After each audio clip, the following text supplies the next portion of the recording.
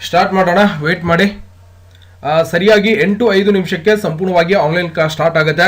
ಇವತ್ತು ಯಾರೆಲ್ಲ ಜಾಯಿನ್ ಆಗಿದ್ದೀರಿ ಅಂದ್ರೆ ಬಹಳಷ್ಟು ಜನ ಇವತ್ತು ಹೊಸದಾಗಿ ಕೂಡ ಜಾಯಿನ್ ಆಗಿದ್ದೀರಿ. ಈ ಒಂದು ಆನ್ಲೈನ್ ಕ್ಲಾಸ್ಗೆ ನೀವು ಕೂಡ ಪ್ರತಿದಿನ ಇವತ್ತು, ಯಾಕಂದ್ರೆ ಬಹಳಷ್ಟು ವಿದ್ಯಾರ್ಥಿಗಳು ಇವತ್ತು ಜಾಯಿನ್ ಆಗಿ ಪ್ರತಿದಿನ ಇವತ್ತು ಕಂಪ್ಯೂಟರ್ ಶಿಕ್ಷಣವನ್ನ ಮನೆಯಲ್ಲೇ ಕೂತ್ಕೊಂಡು ಸಂಪೂರ್ಣವಾಗಿ ಪಡಿತಾ ಇದ್ದಾರೆ. ಈ ಒಂದು ಆನ್ಲೈನ್ ಕೋರ್ಸ್ಗೆ ನೀವು ಕೂಡ ಜಾಯಿನ್ ಆಗಬೇಕು. ನಾವು ಕೂಡ ಈ ಒಂದು ಆನ್ಲೈನ್ ಕೋರ್ಸ್ಗೆ ಮನೆಯಲ್ಲೇ ಕೂತ್ಕೊಂಡು ಇವತ್ತು ಸಂಪೂರ್ಣವಾಗಿ ಕಂಪ್ಯೂಟರ್ ಶಿಕ್ಷಣವನ್ನ ಪಡೆದು ನಾವು ಕೂಡ ಉದ್ಯೋಗ ಮಾಡಬೇಕು ಸರ್, ನಾನು ಕೂಡ ಸ್ವಂತ ಬಿಸ್ನೆಸ್ ಮಾಡಬೇಕಾಗಿತ್ತು ಅಂದ್ರೆ. ಯಾಕಂದ್ರೆ ಬಹಳಷ್ಟು ಜನರಿಗೆ ಒಂದು ಟೈಮ್ ಇರಲ್ಲ, ಬೇರೆ ಕಡೆ ಹೋಗಿ ಕಲಿಬೇಕಾಗಿತ್ತು ಅಂದ್ರೆ ಸ್ವಲ್ಪ ಸಮಯಾವಕಾಶ ಕಡಿಮೆ ಇರುತ್ತೆ, ಅಲ್ಲಿ ಕೆಲಸ ಮಾಡ್ತಾ ಇರ್ತಾರೆ. ಹಾಗಾಗಿ ಇವತ್ತು ವಿದ್ಯಾರ್ಥಿಗಳಾಗಿರ್ಬೋದು ಮತ್ತೆ ವಿದ್ಯಾರ್ಥಿನಾಗಿರ್ಬೋದು ಪ್ರತಿಯೊಬ್ಬರಿಗೂ ಬಹಳಷ್ಟು ಉಪಯೋಗವಾಗಿರುವಂತ ಇವತ್ತು ಆನ್ಲೈನ್ ಕ್ಲಾಸ್ಗಳನ್ನ ನಿಮ್ಗೆ ಹೇಳ್ಕೊಡ್ತಾ ಇದ್ದೀವಿ. ದಯವಿಟ್ಟು ಈ ಒಂದು ಆನ್ಲೈನ್ ಕ್ಲಾಸ್ಗೆ ಪ್ರತಿದಿನ ನೀವು ಕೂಡ ಜಾಯಿನ್ ಆಗಬೇಕಾಗಿತ್ತು ಅಂದ್ರೆ ಏನ್ ಮಾಡ್ಬೇಕಪ್ಪ ಅಂದ್ರೆ ವಾಟ್ಸ್ಆಪ್ ಅಲ್ಲಿ ನನಗೆ ಪರ್ಸನಲ್ ಅಂದ್ರೆ ನನ್ನ ನಂಬರ್ ಇರುತ್ತೆ, ಆ ಒಂದು ನಂಬರ್ಗೆ ನೀವು ಏನ್ ಮಾಡ್ಬೇಕು, ಕಾಂಟ್ಯಾಕ್ಟ್ ಮಾಡಿಕೊಂಡು ಸಂಪೂರ್ಣವಾಗಿ ಇದಕ್ಕೆ ಬೇಕಾಗಿರುವಂತ, ಯಾಕಂದ್ರೆ ಈ ಕೋರ್ಸ್ ಕಂಪ್ಲೀಟ್ ಆದ ನಂತರ ನಿಮ್ಮ ಒಂದು ಮನೆ ಬಾಗಿಲಿಗೆ ನಾವೇನ್ ಮಾಡ್ತೀವಿ ಅಂದ್ರೆ 1 ವರ್ಷದ ಕಂಪ್ಯೂಟರ್ ಕೋರ್ಸಿನ ಸರ್ಟಿಫಿಕೇಟ್ ಕೂಡ ಪ್ರೊವೈಡ್ ಮಾಡ್ತೇವೆ. ಈ ಒಂದು ಕೋರ್ಸ್ಗೆ ಜಾಯಿನ್ ಆಗಬೇಕಾಗಿತ್ತು ಅಂದ್ರೆ ಇದರದೇ ಆದಂತ ಒಂದು ಫೀಸ್ ಕೂಡ ನೀವು ಪೇ ಮಾಡಬೇಕಾಗುತ್ತೆ. ಸರ್ ನಾವು ಫೀಸ್ ಪೇ ಮಾಡಿದ ನಂತರ ನೀವು ಪ್ರತಿದಿನ ಕ್ಲಾಸಸ್ ತಗೊಳ್ಳಿಲ್ಲ ಅಂದ್ರೆ ನಾವು ಏನ್ ಮಾಡ್ಬೇಕು ಸರ್? ಈ ರೀತಿಯಾಗಿ ಯಾವುದೇ ಕೂಡ ಮೋಸ ವಂಚನೆ ಯಾವುದೂ ಕೂಡ ಇರಲ್ಲ. ಪಾಪ ರೋಮ ದುಡಿದು ನೀವು ರೊಕ್ಕ ಕೊಟ್ಟಿರ್ತೀರಿ, ನಿಮ್ ರೊಕ್ಕ ಕೊಟ್ಟಿದ್ದಕ್ಕೆ ಸಂಪೂರ್ಣವಾಗಿ ಕಂಪ್ಯೂಟರ್ ಶಿಕ್ಷಣವನ್ನ ನಿಮ್ಗೆ ಕಂಪ್ಲೀಟ್ ಆಗಿ ಹೇಳ್ಕೊಡ್ತಾ ಇದ್ದೇನೆ. ಯಾಕಂದ್ರೆ ಬಹಳಷ್ಟು ಜನ ಇವತ್ತು ಹೊಸದಾಗಿ ಜಾಯಿನ್ ಆಗ್ತಾ ಇದಾರಲ್ಲ, ಹಾಗಾಗಿ ನಿಮ್ಗೆ ಹೇಳ್ಕೊಡ್ತಾ ಇದ್ದೇನೆ. ಬಹಳಷ್ಟು ಜನ ಜಾಯಿನ್ ಆಗಿದ್ದಾರೆ, ಯಾಕಂದ್ರೆ ಇವತ್ತು ಫ್ರೀ ಆಗಿ ಬಿಟ್ಟಿದ್ದೀನಿ, ಅಂದ್ರೆ ಎಲ್ಲರಿಗೆ ಜಾಯಿನ್ ಆಗ್ಲಿಕ್ಕೆ ಅವಕಾಶ ಕೊಟ್ಟಿದ್ದೀನಿ. ಮುಂದಿನ ದಿನಗಳಲ್ಲಿ ಇವತ್ತು ಜಾಯಿನ್ ಆದವರಿಗೆ ನಾಳೆ ಅವಕಾಶ ಇರಲ್ಲ. ಹಾಗಾಗಿ ಯಾಕಂದ್ರೆ ಅರ್ಧ ಬರ್ಧ ಕಲಿಯೋದ್ರಿಂದ ಏನು ಗೊತ್ತಾಗಲ್ಲ. ಹಾಗಾಗಿ ಪ್ರತಿದಿನ ಬರುವಂತ ಕ್ಲಾಸ್ಗಳಿಗೆ ನೀವು ಪ್ರತಿದಿನ ಜಾಯಿನ್ ಆಗೋ ಮುಖಾಂತರ ನೀವೇನ್ ಮಾಡ್ಬೋದು, ಈ ಒಂದು ಕೋರ್ಸ್ ಅನ್ನ ಕಂಪ್ಲೀಟ್ ಆಗಿ ನಿಮ್ಮ ಒಂದು ಮನೆಯಲ್ಲೇ ಕೂತ್ಕೊಂಡು ನೀವೇನ್ ಮಾಡ್ಬೋದಪ್ಪ ಅಂದ್ರೆ ಕಂಪ್ಯೂಟರ್ ಶಿಕ್ಷಣವನ್ನ ಸಂಪೂರ್ಣವಾಗಿ ಪಡಿಬಹುದು ಸ್ನೇಹಿತರೆ. ಓಕೆ, ವೇಟ್ ಮಾಡೋಣ. ಸರಿಯಾಗಿ 8:05 ಇವತ್ತು ಆನ್ಲೈನ್ ಕೋರ್ಸ್ ಅನ್ನ ಸಂಪೂರ್ಣವಾಗಿ ಪ್ರಾರಂಭ ಮಾಡ್ತಾ ಇದ್ದಾವೆ. ಎಲ್ಲರೂ ಕೂಡ ಸಮಾಧಾನದಿಂದ ನಿಮ್ಮ ವಾಯ್ಸ್ ಗಳನ್ನ ಮ್ಯೂಟ್ ಮಾಡಿಕೊಂಡು ಸಂಪೂರ್ಣವಾಗಿ ಇವತ್ತು ಇಂಗ್ಲಿಷ್ ಓದಕ್ಕೆ ಬರಲಿ, ಏನೂ ಬರೋದಿಲ್ಲ ಸರ್ ನನಗೆ ಕಂಪ್ಯೂಟರ್ ಒಳಗ ಏನೂ ಗೊತ್ತಿಲ್ಲ ಅಂದ್ರೂ ಕೂಡ ನೀವು ಇವತ್ತು ಕಂಪ್ಯೂಟರ್ ಮಾಸ್ಟರ್ ಆಗ್ಬೋದು, ಸಂಪೂರ್ಣವಾಗಿ ಹೇಳ್ಕೊಟ್ಬಿಡ್ತೀನಿ. ವೇಟ್ ಮಾಡಬೇಕು. ಸರಿಯಾಗಿ 8:05 ಈ ಒಂದು ಆನ್ಲೈನ್ ಕ್ಲಾಸ್ ಪ್ರತಿದಿನ ಸರಿಯಾಗಿ 8 ಗಂಟೆಗೆ, ರಾತ್ರಿ 8 ಗಂಟೆಗೆ ಆನ್ಲೈನ್ ಕ್ಲಾಸ್ ಇರುತ್ತೆ. ಎಲ್ಲರೂ ಕೂಡ ಜಾಯಿನ್ ಆಗ್ಲಿಕ್ಕೆ ಅವಕಾಶ ಇರುತ್ತೆ, ಬಟ್ ಅಡ್ಮಿಷನ್ ಮಾಡಿದವರಿಗೆ ಮಾತ್ರ ಜಾಯಿನ್ ಆಗ್ಲಿಕ್ಕೆ ಅವಕಾಶ ಇರುತ್ತೆ. ಓಕೆ, ವೇಟ್ ಮಾಡಬೇಕು. ಒಂದು 2 ನಿಮಿಷ, ಇನ್ನೂ 2 ನಿಮಿಷ ವೇಟ್ ಮಾಡಿದ್ರೆ ಸಂಪೂರ್ಣವಾಗಿ ಕ್ಲಾಸ್ ಸ್ಟಾರ್ಟ್ ಆಗುತ್ತೆ. ಓಕೆ ಬ್ರದರ್, ಸ್ಟಾರ್ಟ್ ಮಾಡೋಣ, ಅದಕ್ಕೆ ಯಾಕೆ ಲೇಟು? ಓಕೆ, ಎಲ್ಲರಿಗೂ ಇವತ್ತಿನ ಒಂದು ಆನ್ಲೈನ್ ಆನ್ಲೈನ್ ಕೋರ್ಸ್ಗೆ ಎಲ್ಲರಿಗೂ ಕೂಡ ಸುಸ್ವಾಗತ. ಒಂದು 2-3 ಡೇಸಲ್ಲಿ ನಾನು ಬಹಳಷ್ಟು ಬ್ಯುಸಿ ಇದೆ, ಹಾಗಾಗಿ ನಿಮಗೆ ಒಂದು ಕ್ಲಾಸ್ ತಗೊಳ್ಳಿಕ್ಕೆ ಆಗಿರಲಿಲ್ಲ. ದಯವಿಟ್ಟು ಕ್ಷಮೆ ಇರಲಿ, ದಯವಿಟ್ಟು ಕ್ಷಮಿಸ್ರಿಪ್ಪ ಸಾಕು. ಯಾಕೆಂದ್ರೆ ಸ್ವಲ್ಪ ಬ್ಯುಸಿ ಇರೋದ್ರಿಂದ, ಬೇರೆ ಊರಿಗೆ ಹೋಗಿರೋದ್ರಿಂದ, ಯಾಕಂದ್ರೆ ಈಗ ಇಲೆಕ್ಷನ್ ಬರ್ತಾ ಇದೆ. ಹಾಗಾಗಿ ನೀತಿ ಸಂಹಿತೆ ಬತ್ತು ಅಂದ್ರೆ ಮುಂದೆ ಮತ್ತೆ 3 ತಿಂಗಳ ಕಾಲ ಯಾವುದು ಕೂಡ ಒಂದು ಸರ್ಕಾರದ ಕೆಲಸಗಳ ನಡೀತಾ ಇರಲ್ಲ. ಹಾಗಾಗಿ ನಮ್ದು ಕೂಡ ಸ್ವಲ್ಪ ಕೆಲವೊಂದಿಷ್ಟು ಪರ್ಸನಲ್ ಕೆಲಸಗಳ ಇರೋದ್ರಿಂದ ಅದನ್ನ ಸಂಪೂರ್ಣವಾಗಿ ಮಾಡ್ಕೊಂಡಿದ್ದೀವಿ. ಹಾಗಾಗಿ ಒಂದು 2-3 ಡೇಸ್ ಕ್ಲಾಸ್ ತಗೊಳ್ಳಿಕ್ಕೆ ಆಗಿರ್ಲಿಲ್ಲ. ಆ ಒಂದು ಸಮಯನ ನಾನು ಸಂಪೂರ್ಣವಾಗಿ ಕವರ್ ಮಾಡ್ಕೋತೀನಿ. ಇನ್ಮೇಲೆ ಯಾವುದು ಕೂಡ ತೊಂದರೆ ಆಗಲ್ಲ. ಸಂಪೂರ್ಣವಾಗಿ ನೀವೇನ್ ಮಾಡ್ಬೋದು, ಪ್ರತಿದಿನ 8 ಗಂಟೆ ಒಂದು ಕ್ಲಾಸಿಗೆ ಜಾಯಿನ್ ಆಗಿ ನೀವೇನ್ ಮಾಡ್ಬೋದು ಅಂದ್ರೆ ಕ್ಲಾಸ್ ಅನ್ನ ಸಂಪೂರ್ಣವಾಗಿ ಪಡಿಬಹುದು. ಇರ್ತಾವ ಏನಾದ್ರೂ ಕೆಲಸ ಇತ್ತು ಅಂದ್ರೆ ಸ್ವಲ್ಪ ಕಾಲಾವಕಾಶ ಕೊಡ್ರಿ, ಬೇಯ್ಬೇಡ್ರಿ.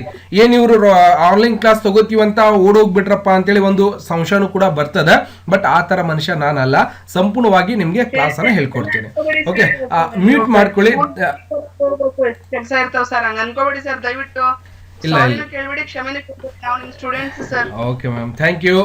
ಓಕೆ, ಸ್ಟಾರ್ಟ್ ಮಾಡ್ಕೊಳ್ಳೋಣ. ಹಿಂದಿನ ಒಂದು ಕ್ಲಾಸ್ ಒಳಗಡೆ ನಾವು ಸಂಪೂರ್ಣವಾಗಿ ಇವತ್ತು ಕನ್ನಡ ಟೈಪಿಂಗ್ ಅನ್ನ ಕಲ್ತಿದ್ದೀವಿ, ಜೊತೆಗೆ ನೋಟ್ ಪ್ಯಾಡ್ ಅನ್ನ ಕಲ್ತಿದ್ದೀವಿ, ವರ್ಡ್ ಪ್ಯಾಡ್ ಯಾವ ರೀತಿಯಾಗಿದೆ ಅನ್ನೋದನ್ನ ಕಲ್ತಿದ್ದೀವಿ. ಆ ಒಂದು ವರ್ಡ್ ಪ್ಯಾಡ್ ಒಳಗಡೆ ನಾವು ಇವತ್ತು ಶಾರ್ಟ್ ಕಟ್ ಕೀಗಳನ್ನ ಕಲಿಬೇಕಾಗಿರುವಂತದ್ದು. ಯಾಕಂದ್ರೆ ಹಿಂದಿನ ಒಂದು ಕ್ಲಾಸ್ ಅಲ್ಲಿ ನಾವು ಶಾರ್ಟ್ ಕಟ್ ಕೀಗಳನ್ನ ನೋಡಿರ್ಲಿಲ್ಲ. ಆ ಒಂದು ಶಾರ್ಟ್ ಕಟ್ ಕೀಗಳನ್ನ ನೋಡಿದ ನಂತರ ಇವತ್ತು ಒಂದು ಹೊಸ ಚಾಪ್ಟರ್ ಅನ್ನ ಸಂಪೂರ್ಣವಾಗಿ ಸಂಪೂರ್ಣವಾಗಿ ನಿಮ್ಗೆ ಕಲಿಸ್ಕೊಡ್ತಾ ಇದೀನಿ. ಅಂದ್ರೆ ಕಂಪ್ಯೂಟರ್ ಒಳಗಡೆ ಇನ್ನೂ ಹೆಚ್ಚಿನ ಒಂದು ಸಾಫ್ಟ್ವೇರ್ ಗಳನ್ನ ನಾವು ಸಂಪೂರ್ಣವಾಗಿ ಕಲಿಬೇಕಾಗಿದೆ. ಯಾಕಂದ್ರೆ ಇವತ್ತು ಕಂಪ್ಯೂಟರ್ ಕಲ್ತೇವೆ ಅಂದ್ರೆ ಇವತ್ತು ಎಲ್ಲ ಕಡೆ ಕೆಲಸ ಕೂಡ ಸಂಪೂರ್ಣವಾಗಿ ಮಾಡ್ಲಿಕ್ಕೆ ಬರಬೇಕಾಗ್ತದೆ. ಯಾವ ರೀತಿಯಾಗಿರುತ್ತೆ, ಯಾಕಂದ್ರೆ ಹಿಂದಿನ ಕ್ಲಾಸ್ ಒಳಗೂ ಕೂಡ ಸಂಪೂರ್ಣವಾಗಿ ಹೇಳ್ಕೊಟ್ಟಿದ್ದೇನೆ. ಅದೇ ಒಂದು ಕ್ಲಾಸಿನ ಇವತ್ತು ಒಂದು ಶಾರ್ಟ್ ಕಟ್ ಕೀಗಳನ್ನ ಸಂಪೂರ್ಣವಾಗಿ ಬರ್ಕೊಳ್ಳೋಣ.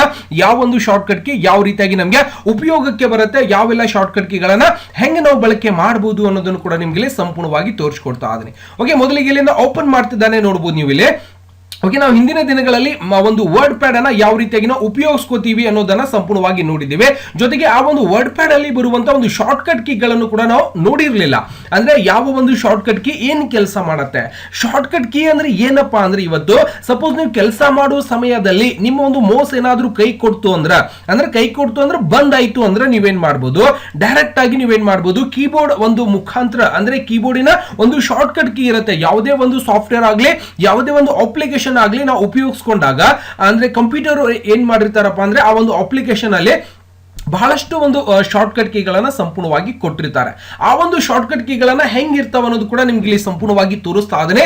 ಎಲ್ಲರೂ ಕೂಡ ನೀವೇನ್ ಮಾಡ್ಬೇಕು, ಆಲ್ರೆಡಿ ಈ ಒಂದು ಯಾವ್ದು ಇದು ವರ್ಡ್ ಪ್ಯಾಡಿನ ಒಂದು ಕ್ಲಾಸ್ ಅಲ್ಲಿ ಕೂಡ ನಾವು ಸಂಪೂರ್ಣವಾಗಿ ನೋಡಿದೀವಿ. ವರ್ಡ್ ಪ್ಯಾಡ್ ಏನಿದೆ, ಯಾವ ರೀತಿಯಾಗಿ ಕೆಲಸ ಮಾಡಬೇಕು ಇಲ್ಲಿ ತೋರಿಸ್ತೀನಿ ವರ್ಡ್ ಪ್ಯಾಡ್. ಯಾಕಂದ್ರೆ ಇವತ್ತು ಕೂಡ ಬಹಳಷ್ಟು ಜನ ಜಾಯ್ನ್ ಆಗಿರ್ತಾರೆ.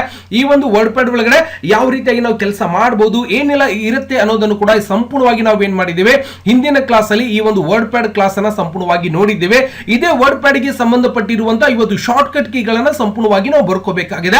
ಶಾರ್ಟ್ ಕಟ್ ಕೀ ಯಾವ ರೀತಿಯಾಗಿ ಇರುತ್ತೆ, ಏನೆಲ್ಲ ಕೆಲಸ ಮಾಡಬಹುದು ಅನ್ನೋದು ಕೂಡ ನಿಮ್ಗೆ ಸಂಪೂರ್ಣವಾಗಿ ಗೊತ್ತಾಗ್ಬಿಡುತ್ತೆ. ಆ ಒಂದು ಶಾರ್ಟ್ ಕಟ್ ಕೀ ಯಾವ ರೀತಿಯಾಗಿರುತ್ತೆ ಅನ್ನೋದನ್ನ ನೀವು ಸಂಪೂರ್ಣವಾಗಿ ಇದನ್ನ ಬರ್ಕೋರಿ. ಆಮೇಲೆ ಇವೇ ಶಾರ್ಟ್ ಕಟ್ ಕೀಗಳನ್ನ ತಗೊಂಡು ನಾವೇನ್ ಮಾಡೋಣ, ಈ ಒಂದು ಡಾಕ್ಯುಮೆಂಟ್ಸ್ ಅಂದ್ರೆ ವರ್ಡ್ ಪ್ಯಾಡ್ ಒಳಗಡೆ ಯಾವ ರೀತಿಯಾಗಿ ಅವುಗಳನ್ನ ಬಳಕೆ ಮಾಡ್ಕೋಬೇಕು ಅನ್ನೋದನ್ನು ಕೂಡ ನಿಮ್ಗೆ ಸಂಪೂರ್ಣವಾಗಿ ಹೇಳ್ಕೊಡ್ತಾ ಇದ್ದೇನೆ. ಯಾಕಂದ್ರೆ ಯಾವ ಶಾರ್ಟ್ ಕಟ್ಗೆ ಯಾವ ಒಂದು ಟೈಮಿಗೆ ಅಂದ್ರೆ ಯಾವ ಸಮಯದಲ್ಲಿ ನೀವು ಬಳಕೆ ಮಾಡ್ಕೋಬೇಕು, ಹೆಂಗೆ ಕೆಲಸ ಮಾಡ್ತಾವ ಅನ್ನೋದನ್ನ ನಾವು ನೋಡ್ಬೇಕಾಗಿದೆ. ಸುಮ್ಮನೆ ಬರ್ಕೊಂಡು ಇಟ್ಕೊಂಡ್ರೆ ಏನಾಯ್ತು, ಹೌದಿಲ್ಲ ರೀ? ಅಂದ್ರೆ ಹೆಂಗೆ ಕೆಲಸ ಮಾಡ್ತಾವ ಅನ್ನೋದನ್ನ ಕಲಿಬೇಕಾಗಿದೆ. Ctrl+O open in exciting file ಅಂತ ಹೇಳ್ತಾ ಇದೆ. ಏನಿದು ಓಪನ್, ಎಲ್ಲಿ ಓಪನ್ ಮಾಡ್ಬೇಕು, ಏನು ಓಪನ್ ಮಾಡ್ಬೇಕು ಗೊತ್ತಾಗ್ಬೇಕಿಲ್ಲ. ಹಂಗಾಗಿ ಇವೆಲ್ಲ ಶಾರ್ಟ್ ಕಟ್ ಕೀಗಳನ್ನ ಬರ್ಕೊಂಡು ಆಮೇಲೆ ಇವುಗಳನ್ನ ತಗೊಂಡು ಏನ್ ಮಾಡೋಣ, ಇವತ್ತು ಪ್ರಾಕ್ಟೀಸ್ ಅನ್ನ ಮಾಡ್ಕೊಳ್ಳೋಣ. ಇಲ್ಲಿ ಯಾವ ರೀತಿಯಾಗಿ ಯಾವ ಶಾರ್ಟ್ ಕಟ್ ಹೆಂಗೆ ಕೆಲಸ ಮಾಡ್ತಾವ, ಅವುಗಳನ್ನ ನಾವು ಹೆಂಗೆ ಕೆಲಸ ತಗೋಬೇಕು ಅನ್ನೋದನ್ನ ಸಂಪೂರ್ಣವಾಗಿ ಬರ್ಕೋಬೇಕಾಗಿದೆ, ನೋಡ್ಬೇಕಾಗಿದೆ. ದಯವಿಟ್ಟು ಎಲ್ಲರೂ ಕೂಡ ಏನ್ ಮಾಡಬೇಕು, ಪೆನ್ ನೋಟ್ಬುಕ್ ತಗೊಂಡು ಒಂದು ವರ್ಡ್ ಪ್ಯಾಡ್ ಗೆ ಸಂಬಂಧಪಟ್ಟಿರುವಂತಹ ಒಂದು ಶಾರ್ಟ್ ಕಟ್ ಕೀಗಳನ್ನ ಸಂಪೂರ್ಣವಾಗಿ ಬರ್ಕೋತೀರಿ ಎಲ್ಲರೂ?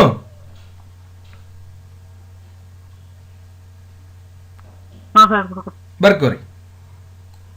ಮೇಲ್ಗಡೆ ಬರ್ಬೇಕು, ವರ್ಡ್ ಶಾರ್ಟ್ ಕಟ್ ಕೀಸ್ ಅಂತ ಬರ್ಕೋಬೇಕು. WordPad shortcut keys ಅಂತ ಸಂಪೂರ್ಣವಾಗಿ ಬರ್ಕೋಬೇಕು.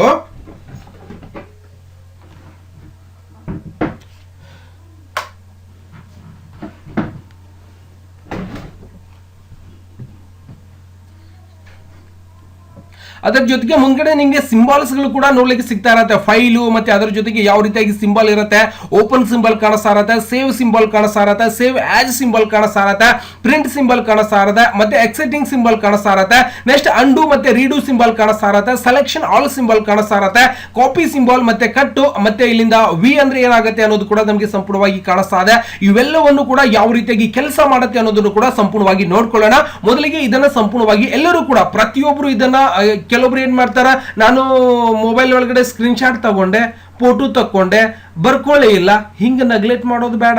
ಯಾಕಂದ್ರೆ ಬರ್ಕೊಂಡ್ರೆ ಏನಾಗ್ತದ ಅಂದ್ರ ನಿಮ್ಮ ಕೈಗೆ ನಿಮ್ಮ ತಲೆಗೆ ಕೆಲಸ ಕೊಟ್ಟಂಗ, ಅಂದ್ರೆ ನಿಮ್ಗೆ ಕೈಗೂ ಗೊತ್ತಾಗ್ತದ ಕೈ ಏನ್ ಕೆಲಸ ಮಾಡಕತ್ತೈತೆ ಅನ್ನೋದು ನಿಮ್ಮ ಮೈಂಡ್ಗೂ ಕೂಡ ಗೊತ್ತಾಗ್ತದ. ಹಂಗಾಗಿ ನೀವೇನ್ ಮಾಡ್ಬೇಕು, ಬರ್ಕೋಬೇಕು. ಏನೇ ತ್ರಾಸ ಆಗ್ಲಿ ಒಂದು ಹಾಳಿ ಅಥವಾ ಒಂದು ಪೆನ್ ನೋಟ್ಬುಕ್ ತಗೊಂಡು ಬರ್ಕೋಬೇಕಾಗ್ತದ. ಸಂಪೂರ್ಣವಾಗಿ ಎಲ್ಲರೂ ಕೂಡ ಬರ್ಕೋರಿ. ಬರ್ಕೊಂಡ ನಂತರ ಆಗಿದೆ ಸರ್ ಅಂತ ಹೇಳ್ಬೇಕು. ಓಕೆ, ಕಂಪ್ಲೀಟ್ ಆಯ್ತಾ? ಎಲ್ಲರದು ಕಂಪ್ಲೀಟ್ ಆಯ್ತಾ?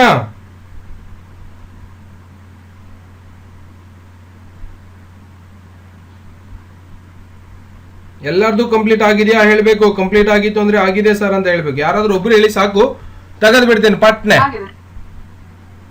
ಕಂಪ್ಲೀಟ್ ಆಗಿದೆ ಸರ್, ತೆಗಿಬೋದಾ? ಓಕೆ ಓಕೆ, ನಾವೇನ್ ಮಾಡಿದೀವಿ, ವರ್ಡ್ ಪ್ಯಾಡ್ ಅಲ್ಲಿ ಬರುವಂತಹ ಶಾರ್ಟ್ ಕಟ್ ಕೀಗಳನ್ನ ಸಂಪೂರ್ಣವಾಗಿ ಬರ್ಕೊಳ್ಳೋದು ಕೂಡ ಆಗಿದೆ. ಬಟ್ ಇವು ಶಾರ್ಟ್ ಕಟ್ ಕೀಗಳನ್ನ ಹೆಂಗೆ ಯೂಸ್ ಮಾಡ್ತಾರೋ ಅನ್ನೋದು ಕೂಡ ನಿಮ್ಗೆ ಆಲ್ರೆಡಿ ಗೊತ್ತಾಗಿದೆ. ಬಟ್ ಸ್ವಲ್ಪ ಇಲ್ಲಿಂದ ಎಕ್ಸ್ಪ್ಲೇನ್ ಮಾಡ್ತಾ ಇದ್ದೇನೆ. ಓಕೆ, GURU ಗುರು 9X ಅಂತ ನಾನು ಬರ್ಕೋತಾ ಇದ್ದೇನೆ. ಈ ರೀತಿಯಾಗಿ ನಿಮ್ಮ ಒಂದು ಪೇಜ್ ಒಳಗಡೆ ಏನಾದ್ರೂ ಬರ್ದಿರ್ತೀರಿ, ಅವಾಗ ಈ ಒಂದು ಅಕ್ಷರಗಳನ್ನ ಶಾರ್ಟ್ ಕಟ್ ಆಗಿ ಏನಾದ್ರೂ ದೊಡ್ಡ ಮಾಡ್ಲಿಕ್ಕೆ ಅವಕಾಶ ಇದೆಯಾ? ಅವಾಗ ನಾವೇನ್ ಮಾಡ್ಬೋದು, ಇಲ್ಲಿಂದ ಗ್ರೋ ಫಾಂಟ್ ಮೇಲೆ ಕ್ಲಿಕ್ ಮಾಡಿದಾಗ ಇದನ್ನ ಸೆಲೆಕ್ಷನ್ ಮಾಡ್ಕೊಂಡು ಕಂಟ್ರೋಲ್ ಹಿಡಿದು ಪ್ಲಸ್ ಚಿಹ್ನೆ ಮೇಲೆ ಕ್ಲಿಕ್ ಮಾಡ್ಕೊಳ್ಳೋಣ. ಆಲ್ಟ್ ಪ್ಲಸ್ ಯಾವುದು ಕೂಡ ವರ್ಕ್ ಆಗಲ್ಲ. ಅವಾಗ ನಾವು ಏನ್ ಮಾಡಬೇಕು, ಇದರ ಮೇಲಿಂದ ಕ್ಲಿಕ್ ಅನ್ನ ಮಾಡಿದಾಗ ಅಕ್ಷರವನ್ನ ದೊಡ್ಡ ಮಾಡ್ಕೋಬಹುದು. ಇಲ್ಲಿ ಮೊದಲನೇ ಒಂದು ಶಾರ್ಟ್ ಕಟ್ ಕೀ ಏನಂತ ಹೇಳುತ್ತೆ ನಮ್ಗೆ ಅಂದ್ರೆ, ಇಲ್ಲಿಂದ ನಾವು ನೋಡಬಹುದು ಮೊದಲನೇ ಶಾರ್ಟ್ ಕಟ್ ಕೀ ಏನಿದೆಯಪ್ಪ, ಇಲ್ಲಿಂದ ಅಲ್ಟ್ ಎಫ್ ಅಂತ ಇದೆ, ಗೋ ಟು ಫೈಲ್ ಮೆನು ಅಂತ ಬರುತ್ತೆ. ಅವಾಗ ನೀವೇನ್ ಮಾಡಬಹುದು, ಒಂದು ಕೀಬೋರ್ಡ್ ಒಳಗಡೆ ಇರುವಂತ ಅಲ್ಟ್ ಎಫ್ ಬಟನ್ ನ ಫ್ರೆಶ್ ಮಾಡಿದಾಗ ಎಲ್ಲಿ ಹೋಗುತ್ತೆ, ಈ ಒಂದು ಫೈಲ್ ಮೆನುವಿಗೆ ಡೈರೆಕ್ಟ್ ಆಗಿ ಹೋಗುತ್ತೆ. ಅಲ್ಟ್ F4 ಬಟನ್ ನ ನೀವು ಫ್ರೆಶ್ ಮಾಡಿದಾಗ ಎಲ್ಲಿ ಹೋಗುತ್ತೆ, ಡೈರೆಕ್ಟ್ ಆಗಿ ಏನಾಗ್ತಾ ಇರತ್ತೆ, ಈ ಒಂದು ಎಫ್ ಬಟನ್ ಗೆ ಏನಾಗ್ತಾ ಇರತ್ತೆ, ಹೋಗ್ತಾ ನೋಡಿ. ನಾನು ಅಲ್ಟ್ F4 ಬಟನ್ ಕ್ಲಿಕ್ ಮಾಡ್ತೀನಿ, ಸಂಪೂರ್ಣವಾಗಿ ಈ ರೀತಿಯಾಗಿ ಓಪನ್ ಆಗ್ತಾ ಇರತ್ತೆ. ನೀವು ಕೂಡ ಏನ್ ಮಾಡಬಹುದು, ಒಂದು ಶಾರ್ಟ್ ಕಟ್ ಕೀಗಳ ಬಳಕೆ ಮಾಡೋ ಮುಖಾಂತರ ಈ ಒಂದು ನೋಟ್ ಪ್ಯಾಡ್ ಅಲ್ಲಿ ಬರುವಂತ, ವರ್ಡ್ ಪ್ಯಾಡ್ ಅಲ್ಲಿ ಬರುವಂತ ಇವು ಶಾರ್ಟ್ ಕಟ್ ಕೀಗಳನ್ನ ನೀವೇನ್ ಮಾಡಬಹುದಪ್ಪ ಅಂದ್ರೆ ಜಾಯಿನ್ ಆಗ್ಬಹುದು, ಅಂದ್ರೆ ಉಪಯೋಗಿಸ್ಕೋಬಹುದು. ಜೊತೆಗೆ ಇಲ್ಲಿಂದ ಕಂಟ್ರೋಲ್ ಪ್ಲಸ್ ಎನ್ ಅಂತ ಕಾಣಿಸ್ತಾ ಇದೆ. ಇದೇನ್ ಕೆಲಸ ಮಾಡುತ್ತೆ, ಸಪೋಸ್ ಇಲ್ಲಿ ಯಾವುದು ಮಹಾದೇವ್ ನಾಯ್ಕ್, ದಯವಿಟ್ಟು ಮ್ಯೂಟ್ ಮಾಡ್ಕೊಳ್ಳಿ ಸರ್, ಬೇರೆಯವರಿಗೆ ತೊಂದರೆ ಆಗತ್ತೆ, ನಿಮ್ಮ ಒಂದು ವಾಯ್ಸ್ ಬೇರೆಯವರಿಗೆ ಕೇಳಿಸ್ತಾ ಇರತ್ತೆ, ದಯವಿಟ್ಟು ಮ್ಯೂಟ್ ಮಾಡಿ.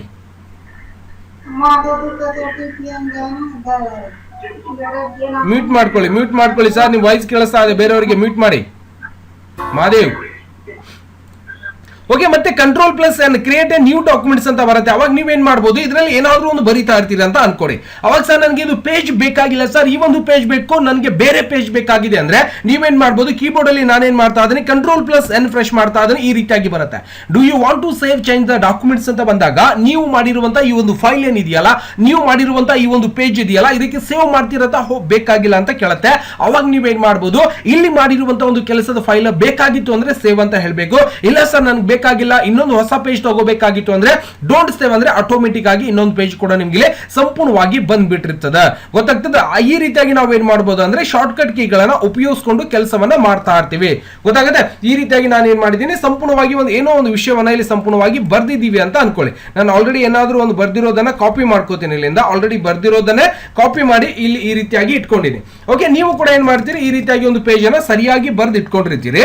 ಅವಾಗ ಮತ್ತೆ ಇನ್ನೊಂದು ಶಾರ್ಟ್ ಕಟ್ ಕೀ ಏನ್ ಕೆಲಸ ಮಾಡುತ್ತೆ, ಕಂಟ್ರೋಲ್ ಪ್ಲಸ್ ಓಪನ್ ಅಂದ್ರೆ ನಾವೇನ್ ಮಾಡಬಹುದು ಅಂದ್ರೆ ಇಲ್ಲಿ ಮಾಡಿರುವಂತಹ ಒಂದು ಕೆಲಸವನ್ನ ಇದಕ್ಕೆ ಸೇವ್ ಮಾಡಿ ಇಟ್ಕೋಬೇಕಾಗಿದೆ ಸರ್, ನನ್ನ ಕಂಪ್ಯೂಟರ್ ಒಳಗಡೆ ಇದನ್ನ ಬಹಳಷ್ಟು ದಿನಗಳ ಒಳಗೆ ಬರಬೇಕಾಗಿದೆ, ಅದನ್ನ ನಾವೇನ್ ಮಾಡಬೇಕು, ಕಂಪ್ಯೂಟರ್ ಒಳಗಡೆ ಯಾವುದೇ ಒಂದು ಫೈಲ್ಸ್ ಗಳನ್ನ ಸೇವ್ ಮಾಡಬೇಕಾಗಿತ್ತು ಅಂದ್ರೆ, ಸೇವ್ ಅಂದ್ರೆ ನೀವು ಕೆಲಸ ಮಾಡಿರುವಂತದನ್ನ ಉಳಿಸ್ಕೋಬೇಕಾಗಿತ್ತು ಅಂದ್ರೆ ನೀವೇನ್ ಮಾಡಬೇಕು, ಇಲ್ಲಿ ಮೇಲ್ಗಡೆ ಒಂದು ಸೇವ್ ಸಿಂಬಲ್ ಕೂಡ ಕೊಟ್ಟಿರ್ತಾರೆ ನೋಡಿ. ಓಕೆ, ಕಂಟ್ರೋಲ್ ಪ್ಲಸ್ ಎಸ್ ಅಂತೇಳಿ ಆಟೋಮೆಟಿಕಲಿ ಒಂದು ಸಿಂಬಲ್ಸ್ ಮತ್ತೆ ಅದರ ಒಂದು ಶಾರ್ಟ್ ಕಟ್ ಕೀನು ಕೂಡ ನಿಮ್ಗೆ ತೋರಿಸ್ತಾ ಇದ್ದಾರೆ.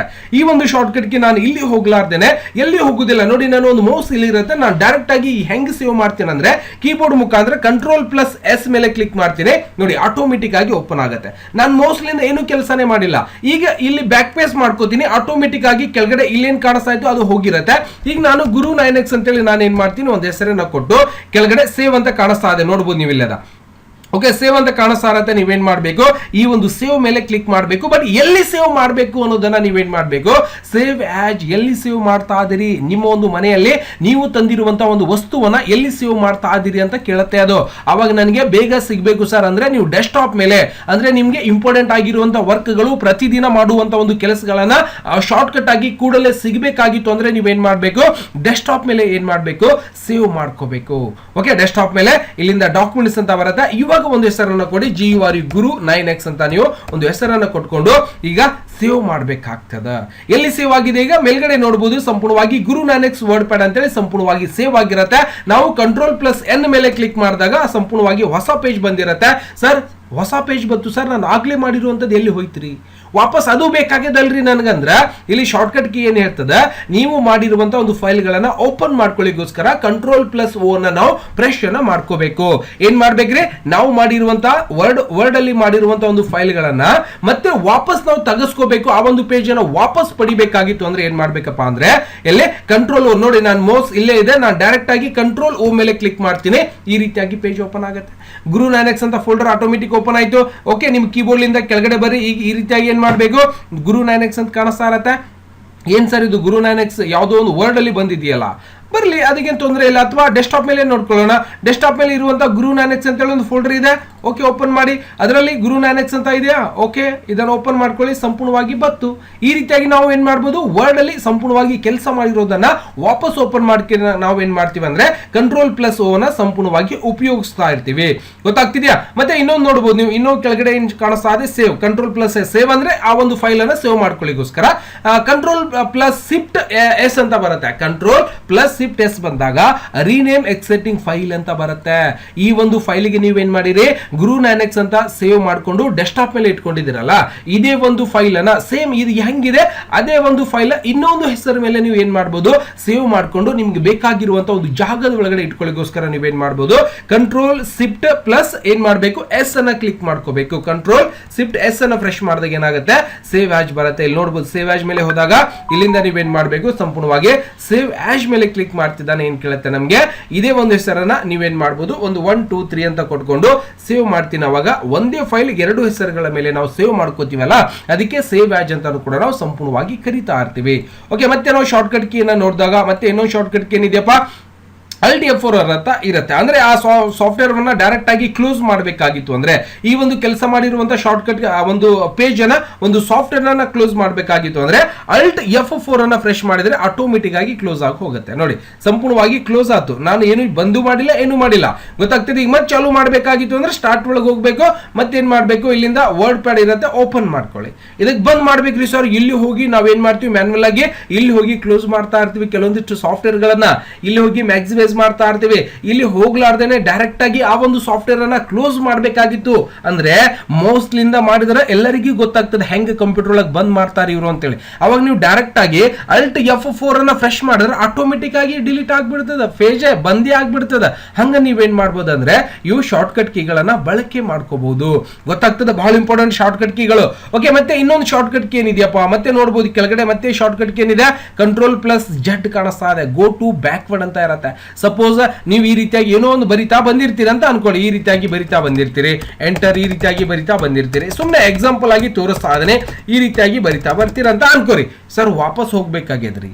ಅವಾಗ ನೀವೇನ್ ಮಾಡ್ಬೇಕು ಎಲ್ಲಿ ಹೋಗ್ಬೇಕಪ್ಪ ಅಂದ್ರೆ ಇಲ್ಲಿ ಮೇಲ್ಗಡೆ ಬಾಣ ಚಿಹ್ನೆ ಕಾಣಿಸ್ತಾ ಇರತ್ತೆ Ctrl+Z ಅಂತ ಇರತ್ತೆ. ಅದೇ ನಾವು ಕೀಬೋರ್ಡ್ ಅಲ್ಲಿ ನಾನು ಇಲ್ಲಿ ಹೋಗ್ಲಾರ್ದೇನೆ ಏನ್ ಮಾಡ್ತೀನಿ Ctrl+Z ಕೀಬೋರ್ಡ್ ಅಲ್ಲಿ ಹೊಡಿತಾ ಇದೀನಿ, ವಾಪಸ್ ಹೋಗ್ತಾ ಇದೆ. ನೋಡಿ ಸರ್ ಹೋಗಿರೋದನ್ನ ವಾಪಸ್ ಬರ್ಬೇಕಾಗಿದ್ರೆ ಎಲ್ಲಾನೇ ಹೋಯ್ತು. ನನಗೆ ಎರಡೇ ಲೈನ್ ಹೋಗ್ಬೇಕಾಗಿತ್ತು ಅಂದ್ರೆ Ctrl+Shift+Y ಅನ್ನ ಫ್ರೆಶ್ ಮಾಡ್ಕೊಳ್ಳಿ.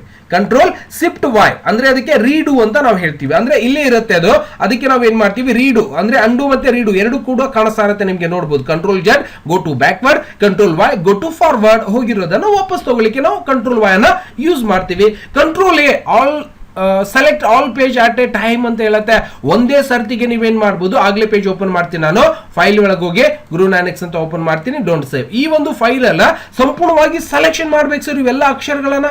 ಅವಾಗ ಹೆಂಗ್ ಮಾಡೋರಿ ಅವಾಗ ಏನ್ ಮಾಡ್ಬೇಕು ನಾನು ಎಲ್ಲಿ ಹೋಗುದಿಲ್ಲ. ನೋಡಿ ನೀವೇನ್ ಮಾಡ್ಬೋದು ಇಲ್ಲಿಂದ ಹೋಗ್ಬಿಟ್ಟು ಇಲ್ಲಿಂದ ಎಲ್ಲಿ ಕಾಣಿಸ್ತದೆ ಎಕ್ಸಿಟ್ ಅಂತ ನಾವು ನೋಡ್ತೀವಿ. ಇಲ್ಲಿಂದ ಕೂಡ ಕ್ಲೋಸ್ ಮಾಡ್ಬೋದು. ಬಟ್ ಇಲ್ಲಿಂದ ನಾವು ಸೆಲೆಕ್ಷನ್ ಮಾಡ್ಕೋಬೇಕಾಗಿದೆ ಕಂಪ್ಲೀಟ್ ಆಗಿ. ಗೊತ್ತಾಗ್ತದ ಅವಾಗ ಹೆಂಗ್ ಸೆಲೆಕ್ಷನ್ ಮಾಡ್ಬೇಕ್ರಿ ಸರ್ ಇದು ಕಂಪ್ಲೀಟ್ ಆಗಿ ಸೆಲೆಕ್ಷನ್ ಮಾಡ್ಕೊಂಡು ಡಿಲೀಟ್ ಮಾಡ್ಬೇಕಾಗಿದೆಯಲ್ಲ ಹೆಂಗ್ ಮಾಡೋದ್ರಿ ಡಿಲೀಟ್ ಅಂತ ನಾವು ನೋಡಿದಾಗ ಇಲ್ಲಿ ನಿಮ್ಗೆ ಸೆಲೆಕ್ಷನ್ ಆಲ್ ಅಂತೇಳಿ ಕೂಡ ಮೌಸ್ ಇಂದ ನೋಡಿದಾಗ ಸೆಲೆಕ್ಟ್ ಆಲ್ Ctrl+A ಅಂತ ಒಂದು ಶಾರ್ಟ್ಕಟ್ ಕೀನು ಕೂಡ ಅಲ್ಲೇ ಇದ್ದಿರುತ್ತೆ. ಅಲ್ಲಿ ಇರುವಂತಹ ಶಾರ್ಟ್ಕಟ್ ಕೀಗಳನ್ನೇ ನಿಮ್ಗೆ ನಾನು ಬರ್ದು ಕೊಟ್ಟಿದ್ದೀನಿ. ಅವಾಗ ಈ Ctrl+A ಇಲ್ಲಿ ಹೋಗ್ಲಾರ್ದೇನೆ ನಾನು ಮೌಸ್ ಈ ಕಡೆ ಇಟ್ಕೊಂಡು ಈ ಡೈರೆಕ್ಟ್ ಆಗಿ Ctrl+A ಫ್ರೆಶ್ ಮಾಡ್ತೀನಿ. ಆಟೋಮೆಟಿಕ್ ಸೆಲೆಕ್ಷನ್ ಆಗ್ತದೆ. ಬೇಕು ಅಂದ್ರೆ ಇಟ್ಕೋರಿ, ಬ್ಯಾಡ್ ಆದ್ರೆ ಕೀಬೋರ್ಡ್ ಒಳಗೆ ಡಿಲೀಟ್ ಬಟನ್ ಇರ್ತದ. ಡಿಲೀಟ್ ಬಟನ್ ಒತ್ತಿದ್ರೆ ಏನಾಗ್ತದೆ ಡಿಲೀಟ್ ಆಗ್ಬಿಡ್ತದೆ. ಡಿಲೀಟ್ ಆಗಿದ್ದು ವಾಪಸ್ ತಗೋಬೇಕಾಗಿತ್ತು ಅಂದ್ರೆ ಏನ್ ಮಾಡ್ಬೇಕು Ctrl+Z ಅನ್ನ ಒತ್ತಬೇಕು, ವಾಪಸ್ ಬಂದ್ಬಿಡ್ತದೆ. ತಿಳಕತ್ತದ ಅದೇ ಆಲ್ ಸೆಲೆಕ್ಷನ್ ನೀವು ಇಲ್ಲಿಂದಾನು ಕೂಡ ಮಾಡಬಹುದು ಡೈರೆಕ್ಟ್ ಆಗಿ. ಗೊತ್ತಾಗ್ತಿದೆಯಾ ಇಲ್ಲಿಂದಾನು ಕೂಡ ಮಾಡಬಹುದು. ಮತ್ತೆ ಡೈರೆಕ್ಟ್ ಆಗಿ ಶಾರ್ಟ್ಕಟ್ ಕೀಗಳ ಮುಖಾಂತರ ಕೂಡ ನೀವು ಕೆಲಸವನ್ನ ಮಾಡ್ಕೋಬಹುದು. ಮತ್ತೆ ಇನ್ನೊಂದು ಶಾರ್ಟ್ಕಟ್ ಕೀ ಕೆಳಗಡೆ ನೋಡೋಣ. ಓಕೆ, ಇನ್ನೊಂದು ಶಾರ್ಟ್ಕಟ್ ಎಲ್ಲಿ ಇತ್ತಪ್ಪ ಅದು ಬಹಳಷ್ಟು ಶಾರ್ಟ್ಕಟ್ ಕೀ ಅದಾವಲ್ಲ ಹಂಗಾಗಿ ಕನ್ಫ್ಯೂಸ್ ಆಗ್ತವೆ. ಓಕೆ, ನಾನು ಮತ್ತೇನ್ ಮಾಡ್ತೀನಿ ಅದೇ ಒಂದು ಶಾರ್ಟ್ಕಟ್ ಕೀನ ಸಂಪೂರ್ಣವಾಗಿ ಇನ್ನೊಂದು ಸರ್ತಿ ಓಪನ್ ಮಾಡ್ಕೊಳ್ಳೋಣ. ನೀವು ಕೂಡ ಆಲ್ರೆಡಿ ಬರ್ಕೊಂಡಿದ್ದೀರಿ, ಬರಿತಾ ಬರಿತಾ ನೋಡ್ತಾ ಹೋಗ್ಬೇಕು. ಓಕೆ, ಅವಾಗಲೇನೆ ಗೊತ್ತಾಗ್ತದೆ, ಇಲ್ಲ ಅಂದ್ರೆ ಸುಮ್ಮನೆ ಗೊತ್ತಾಗುದಿಲ್ಲ. ಓಕೆ, ಸ್ವಲ್ಪ ಜೂಮ್ ಮಾಡ್ಕೋತೀನಿ. ಮತ್ತೆ Ctrl+Y ಸೆಲೆಕ್ಷನ್ ಆಯ್ತು. Ctrl+C ಅಂದ್ರೆ ಕಾಪಿ ಮಾಡುವಂಥದ್ದು ಎಲ್ಲರಿಗೂ ಕೂಡ ಗೊತ್ತದೆ. ಕಾಪಿ ಅಂದ್ರೆ ನಕಲಿಸು. ಏನದು ಕಾಪಿ ಅಂದ್ರೆ ಚಾ ಪುಡಿ ಕಾಪಿ ಗಿಪಿ ಕುಡಿಯೋದಲ್ಲದು. ಕಾಪಿ ಅಂದ್ರೆ ಕಂಪ್ಯೂಟರ್ ಒಳಗ ಒಂದು ವಸ್ತುವನ್ನ ಇನ್ನೊಂದು ವಸ್ತು ಅಂದ್ರೆ ಡುಪ್ಲಿಕೇಟ್ ಅದೇ ತರದ ಒಂದು ಡುಪ್ಲಿಕೇಟ್ ಮಾಡ್ಕೊಳ್ಳಿಗೋಸ್ಕರ ನಾವು ಕಾಪಿ ಸೆಲೆಕ್ಟ್ ಟೆಕ್ಸ್ಟ್ ಅಂತ ಹೇಳ್ತೀವಿ. ಅಂದ್ರೆ ಇಲ್ಲಿ ಬರ್ದಿರುವಂತ ಒಂದು ಟೆಕ್ಸ್ಟ್ ಗಳನ್ನ ನಾವು ವರ್ಡ್ ಪ್ಯಾಡ್ ಅಲ್ಲಿ ಬರ್ದಿರುವಂತ ಈ ಒಂದು ಟೆಕ್ಸ್ಟ್ ಗಳನ್ನ ಕಾಪಿ ಮಾಡ್ಕೊಂಡು ಇದೇ ತರ ಮತ್ತೆ ಕೆಳಗಡೆ ಬೇಕಾಗಿದೆ ಸರ್ ಅಂದ್ರೆ ಇದನ್ನ ಸಂಪೂರ್ಣವಾಗಿ ಸೆಲೆಕ್ಷನ್ ಮಾಡ್ಕೊಳ್ಳಿ. ಸೆಲೆಕ್ಷನ್ ಮಾಡಿದ ನಂತರ ನೀವೇನ್ ಮಾಡ್ಬೇಕು ನಾನು ಇಲ್ಲಿ ಹೋದ್ರೆ ಕಾಪಿ ಆಗುತ್ತೆ. ನಾನು ಇಲ್ಲಿ ಹೋಗ್ಲಾರ್ದೆ ಏನ್ ಮಾಡ್ತೀನಿ Ctrl+C ಅನ್ನ ಫ್ರೆಶ್ ಮಾಡ್ಕೋತೀನಿ. ಕಾಪಿ ಆಗಿದೆ. ಇದ್ರ ಕೆಳಗಡೆ ಎಂಟರ್ ಮಾಡ್ಕೊಂಡು ಇದರ ಮುಂದ್ಗಡೆನೆ ಬೇಕು ಅಂತ ನಾನು ಡಿಸೈನ್ ಮಾಡ್ಕೊಂಡು ಈಗ ಪೇಸ್ಟ್ ಮಾಡ್ಬೇಕಲ್ಲ ಸರ್ ಅಂದ್ರೆ ನೀವು ಕಾಪಿ ಅಥವಾ ಕಟ್ ಮಾಡಿರೋದನ್ನ ಪೇಸ್ಟ್ ಮಾಡ್ಕೊಳ್ಳಿಗೋಸ್ಕರ ಯಾವ್ದು ಯೂಸ್ ಮಾಡ್ಬೇಕಪ್ಪ ಅಂದ್ರೆ Ctrl+V ಅನ್ನ ಫ್ರೆಶ್ ಮಾಡ್ಕೋಬೇಕು. Paste text after cut or copy. ನೀವು ಕಟ್ ಮಾಡಿರೋದು ಕೂಡ ಪೇಸ್ಟ್ ಮಾಡ್ಲಿಕ್ಕೆ ಕಂಟ್ರೋಲ್ ವಿ ನೇ ಫ್ರೆಶ್ ಮಾಡಬೇಕು, ಕಾಪಿ ಮಾಡಿರೋದನ್ನು ಕೂಡ ಪೇಸ್ಟ್ ಮಾಡ್ಲಿಕ್ಕೆ ವಿ ನೇ ಫ್ರೆಶ್ ಮಾಡಬೇಕು ಅಂತ ಹೇಳ್ತಾ ಇರೋದು. ಅವಾಗ ಹೆಂಗ್ ಸರ್? ಇಲ್ಲಿ ನೋಡಿ, ನಾನು ಕಾಪಿ ಮಾಡ್ಕೊಂಡಿದ್ದೀನ, ಕಂಟ್ರೋಲ್ ವಿ ಮಾಡ್ತೀನಿ, ಪೇಸ್ಟ್ ಆಯ್ತು. ಗೊತ್ತಾಗ್ತದ ಸರ್? ಇದು ಪೂರ್ತಿ ಇದು ಅರ್ಧ ಇದ್ರೊಳಗೆ ಇರಬಾರ್ದ್ರಿ ಸರ್. ಇಲ್ಲಿಂದ ಎಂಡ್ ಇದೆಯಲ್ಲ, ಇದು ಕಟ್ಟೆ ಆಗ್ಬೇಕ್ರಿ, ಇಲ್ಲಿ ಇರಬಾರ್ದು. ಗೊತ್ತಾಗ್ತದ? ಅವಾಗ ಕಟ್ ಆಗ್ಬೇಕಂದ್ರೆ ಹೆಂಗ್ ಮಾಡ್ಬೇಕು? ಅವಾಗ ನೀವು ಇಲ್ಲಿಂದ ಕಂಟ್ರೋಲ್, ಇಲ್ಲಿಂದ ಕತ್ರಿ ಇರ್ತದೆ, ಕಟ್ ಅಂದ್ರೆ ಕಂಟ್ರೋಲ್ ಎಕ್ಸ್ ಕಟ್ ಮಾಡ್ಬೋದು. ನಾನು ಡೈರೆಕ್ಟ್ ಆಗಿ ಕೀಬೋರ್ಡ್ ಒಳಗೆ ಕಂಟ್ರೋಲ್ ಎಕ್ಸ್ ಪ್ರೆಸ್ ಮಾಡ್ತೀನಿ, ಕಟ್ ಆಗ್ಯದ. ಎಲ್ಲಿ ಬೇಕಾಗ್ಯದಪ್ಪ ನಿನಗ? ಎಲ್ಲಾರ್ಕಿಂತ ಮುಂದೆ ಬೇಕಾಗ್ಯದ ಅಂದ್ರೆ ಇಲ್ಲಿ ಕರ್ಸರ್ನಿಂದ ಕ್ಲಿಕ್ ಮಾಡಿ. ಓಕೆ, ಗೊತ್ತಾಗ್ತಿದೆ ಅಂತ ಅನ್ಕೋತಾ ಇದೀನಿ ಸಂಪೂರ್ಣವಾಗಿ ಯಾವ ರೀತಿಯಾಗಿ ಇದನ್ನ ಕೆಲಸ ಮಾಡತ್ತೆ ಅನ್ನೋದು ಕೂಡ ನಾವು ನೋಡ್ತಾ ಇದೀವಿ. ನೋಡಿ, ನನಗೆ ಇಲ್ಲಿ ಮುಂದ್ಗಡೆ ಬೇಕಾಗಿದೆ, ನಾನು ಇಲ್ಲಿಂದ ಕಟ್ ಮಾಡ್ಕೊಂಡಿದ್ದೀನಿ. ಕಟ್ ಅಂದ್ರೆ ಕತ್ತರಿಸುವ, ಅಲ್ಲಿರುವಂತ ಒಂದು ಅಕ್ಷರಗಳನ್ನ ಕಟ್ ಮಾಡ್ಕೊಂಡಿದ್ದೇನೆ. ಎಲ್ಲಿ ಬೇಕಾಗಿದೆ ನನಗೆ? ಇದರ ಮುಂದ್ಗಡೆ ಬೇಕಾಗಿದೆ ಸರ್. ಅವಾಗ ಅಲ್ಲಿ ತಂದು ಹೆಂಗ್ ಹಾಕ್ಬೇಕಪ್ಪ ಅಂದ್ರೆ ಇಲ್ಲಿ ಪೇಸ್ಟ್ ಅಂತ ಇರ್ತದೆ, ಕಂಟ್ರೋಲ್ ವಿ. ಆಗ್ಲೇ ಹೇಳಿದೆ, ಕಾಪಿ ಮಾಡಿರುವಂತದ್ದನ್ನು ಕೂಡ ಪೇಸ್ಟ್ ಮಾಡಿ. ಪೇಸ್ಟ್ ಅಂದ್ರೆ ಅಂಟಿಸು, ಎಲ್ಲಿ ಬೇಕಲ್ಲಿ ತಗೊಳಕ್ ನಾವು ಪೇಸ್ಟ್ ಅಂತ ಕರಿತೀವಿ. ನಾನು ಏನ್ ಮಾಡ್ತೀನಿ, ಇದರ ಮುಂದ್ಗಡೆ ಕಂಟ್ರೋಲ್ ವಿ ಅನ್ನ ಫ್ರೆಶ್ ಮಾಡ್ತೀನಿ. ನೋಡಿ, ಆಗ್ಲೇನೆ ಬೇರೆ ಇತ್ತು, ಆಗ್ಲೇ WordPad is a text editing program ಅಂತ ಇತ್ತು. ಈಗ ನೋಡಿ, and you can like our amid object ಅಂತ ಸಂಪೂರ್ಣವಾಗಿ ಈ ರೀತಿಯಾಗಿ ಬಂದ್ಬಿಟ್ಟಿರ್ತದೆ. ನೀವು ಏನ್ ಮಾಡ್ಬೋದು ಅಂದ್ರೆ ಕಾಪಿ ಪೇಸ್ಟ್ ಗಳನ್ನ ಈ ರೀತಿಯಾಗಿ ಬಳಕೆ ಮಾಡ್ಕೋಬಹುದು. ಯಾಕಂದ್ರೆ ಬಹಳಷ್ಟು ಜನರಿಗೆ ಗೊತ್ತಿರುತ್ತೆ, ಏನ್ ಸರ್ ಈ ರೀತಿಯಾಗಿ ಹೇಳ್ತಾ ಇದ್ರಲ್ಲ, ನಮ್ಗೆ ಗೊತ್ತಾಗ್ತಾ ಇಲ್ಲ, ನಮ್ಗೆ ಕನ್ಫ್ಯೂಸ್ ಆಗ್ತಾ ಇದೆ ಅಂತ ಅನ್ಸತ್ತೆ. ಬಟ್ ಏನಾಗುತ್ತೆ ಅಂದ್ರೆ ಫ್ಯೂಚರ್ ಅಲ್ಲಿ ಎಲ್ಲ ತರದ ಒಂದು ನಾಲೆಜ್ ಕೂಡ ನಮ್ಗೆ ಸಂಪೂರ್ಣವಾಗಿ ಬೇಕಾಗಿರುವಂತದ್ದು. ಯಾಕಂದ್ರೆ ಶಾರ್ಟ್ ಕಟ್ ಗೆ ಹೆಂಗ್ ಯೂಸ್ ಮಾಡಬೇಕು, ಯಾವ ಒಂದು ಶಾರ್ಟ್ ಕಟ್ ಗೆ ಯಾವ ಒಂದು ಸಮಯದಲ್ಲಿ ನಮ್ಗೆ ಉಪಯೋಗಕ್ಕೆ ಬರುತ್ತೆ ಅನ್ನೋದನ್ನ ಸಂಪೂರ್ಣವಾಗಿ ತಿಳ್ಕೋಬೇಕಾಗ್ತದೆ. ಯಾಕಂದ್ರೆ ಪ್ರತಿದಿನ ನಾವು ನೋಡಿದ್ರೇನೆ ಗೊತ್ತಾಗುವುದಲ್ಲ, ಅದನ್ನ ಮಾಡಿ ನೋಡಿದಾಗ್ಲೇನೆ ಅದರ ಅನುಭವ ಬರುವುದಲ್ಲ. ಹೌದಿಲ್ಲ ರೀ? ಬರೀ ಕಣ್ಣಿಲೆ ನೋಡಿದ್ರೆ ಸುಖ ಕಂಡ್ರೆ ಏನಾಗ್ತದೆ? ಅದನ್ನ ಏನ್ ಮಾಡ್ಬೇಕಪ್ಪ ಅಂದ್ರೆ ಪ್ರಾಕ್ಟೀಸ್ ಮಾಡ್ಕೋಬೇಕು. ಪ್ರಾಕ್ಟಿಕಲ್ ಆಗಿ ನೋಡಿದಾಗ್ಲೇನೆ ಅನುಭವ ಬರುವುದು. ಓಕೆನಾ? ಸಂಪೂರ್ಣವಾಗಿ ನೋಡಿದ್ದೇವೆ. ಜೊತೆಗೆ ಇನ್ನೊಂದು ಶಾರ್ಟ್ ಕಟ್ ಏನಿದೆ, ಕೆಳಗಡೆ ನೋಡಿದಾಗ ಕಂಟ್ರೋಲ್ ವಿ ಗೊತ್ತಾಯ್ತಾ? ಈಗ ಇನ್ನೊಂದು ಶಾರ್ಟ್ ಕಟ್ ಏನಿದೆಯಪ್ಪ ಅಂದ್ರೆ control plus B, dark select text ಅಂತ ಬರ್ತಾ ಇದೆ. ಅಂದ್ರೆ ಇವು ಸೆಲೆಕ್ಷನ್ ಸ್ವಲ್ಪ ಕಣ್ಣು ಮಂಜಾಗಿರ್ತಾವ ಕೆಲವೊಬ್ಬರಿಗೆ. ಸ್ವಲ್ಪ ದಪ್ಪ ಮಾಡೋ ಮರ ಅಕ್ಷರ ಎಷ್ಟು ಸಣ್ಣ ಮಾಡಿಯಲ್ಲ ಅಂತ ಹೇಳ್ತಾರ. ಅವಾಗ ಪೇಜ್ ಒಳಗೆ ಬರ್ದಿ ನೋ ಮರ ಇಟ್ಟು ಸಣ್ಣ ಅದಾವ ಅಕ್ಷರ, ದಪ್ಪ ಹೆಂಗ್ ಮಾಡೋದ್ರಿ? ಅದಕ್ಕೆ ದಪ್ಪ ಹೆಂಗ್ ಮಾಡ್ತಾರ? ನಾವೇನ್ ಮಾಡ್ತೀವಿ, ಸೆಲೆಕ್ಷನ್ ಮಾಡ್ಕೊಂಡೆ ನಮ್ ಸರ್ ಅಕ್ಷರ ದೊಡ್ಡದು ಮಾಡೋದು ಕಲಿಸ್ಯಾರ ನನಗ. ಬಟ್ ಈ ಅಕ್ಷರ ಇವ ಹೆಂಗ ದಪ್ಪ ಮಾಡೋದು ಹೇಳಕತ್ತಾರಿ ಅಂತೇಳಿ ಕನ್ಫ್ಯೂಸ್ ಆಗ್ಬೋದು ನಾವು. ಹೌದಿಲ್ಲ? ಯಾಕಂದ್ರೆ ಹಿಂಗ್ ಬರೆಯೋದು, ಅಕ್ಷರ ದೊಡ್ಡದು ಮಾಡೋದು ಸಣ್ಣದು ಮಾಡೋದು ಗೊತ್ತಾ?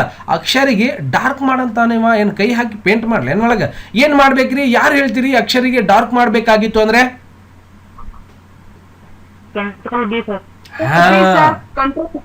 ಕಂಟ್ರೋಲ್ ಪ್ಲಸ್ ಬಿ ಅಂದ್ರೆ ನೋಡಿ, ನಾನು ಏನ್ ಮಾಡ್ತೀನಿ ಈಗ, ಹೆಂಗ್ ಮಾಡ್ಬೇಕಂದ್ರ ಅವುಗಳನ್ನ ಸೆಲೆಕ್ಷನ್ ಮಾಡ್ಕೋತೀನಿ. ನಾನು ಬರೀ ಅರ್ಧನೇ ಸೆಲೆಕ್ಷನ್ ಮಾಡ್ಕೋತೀನಿ, ನಾನು ಕೇಳವಲ್ಲ ಪೂರ್ತಿ.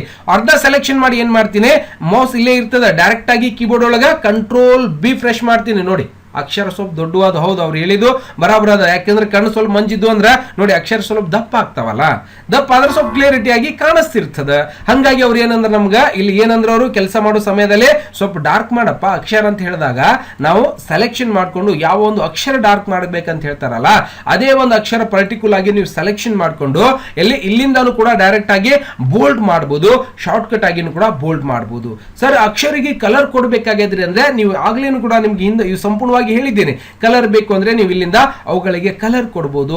ಹೈಲೈಟ್ ಬೇಕಾಗಿದೆ ಅಂದ್ರೆ ನೀವು ಹೈಲೈಟ್ ಮೇಲೆ ಕ್ಲಿಕ್ ಮಾಡ್ಕೊಂಡು ಯಾವ ರೀತಿಯಾಗಿ ಹೈಲೈಟ್ ಕಲರ್ ಬೇಕೋ ಆ ರೀತಿಯಾದಂತ ಒಂದು ಹೈಲೈಟ್ ಕಲರ್ ಗಳನ್ನು ಕೂಡ ನಿಮ್ಮಲ್ಲಿ ಕೊಡಬಹುದು. ಈ ರೀತಿಯಾಗಿ ನಾವು ಏನ್ ಮಾಡ್ತೀವಿ, ಒಂದು ವರ್ಡ್ ಪ್ಯಾಡ್ ಏನಿದೆಯಲ್ಲ ಇದು ಒಂದು ಡಾಕ್ಯುಮೆಂಟ್ಸ್ ಗಳನ್ನ ತಯಾರು ಮಾಡ್ಲಿಕ್ಕೆ ನಾವು ಇದಕ್ಕೆ ಬಹಳಷ್ಟು ಒಂದು ಕಂಪನಿ ಆಗಿರ್ಬೋದು, ಸರ್ಕಾರಿ ಕಚೇರಿಗಳಾಗಿರ್ಬೋದು, ಮತ್ತೆ ಇನ್ನಿತರ ಯಾವುದೇ ಸಂಸ್ಥೆ ಮತ್ತೆ ಸಂಘ ಸಂಸ್ಥೆಗಳಲ್ಲಿ ಕೂಡ ಬಹಳಷ್ಟು ಕೆಲಸಕ್ಕೆ ಬರುವಂತ ಈ ಒಂದು ವರ್ಡ್ ಪ್ಯಾಡ್ ಸಾಫ್ಟ್ವೇರ್ ಅಲ್ಲಿ ನಾವು ಇವತ್ತು ಕಲಿತಾ ಇದ್ದೀವಿ.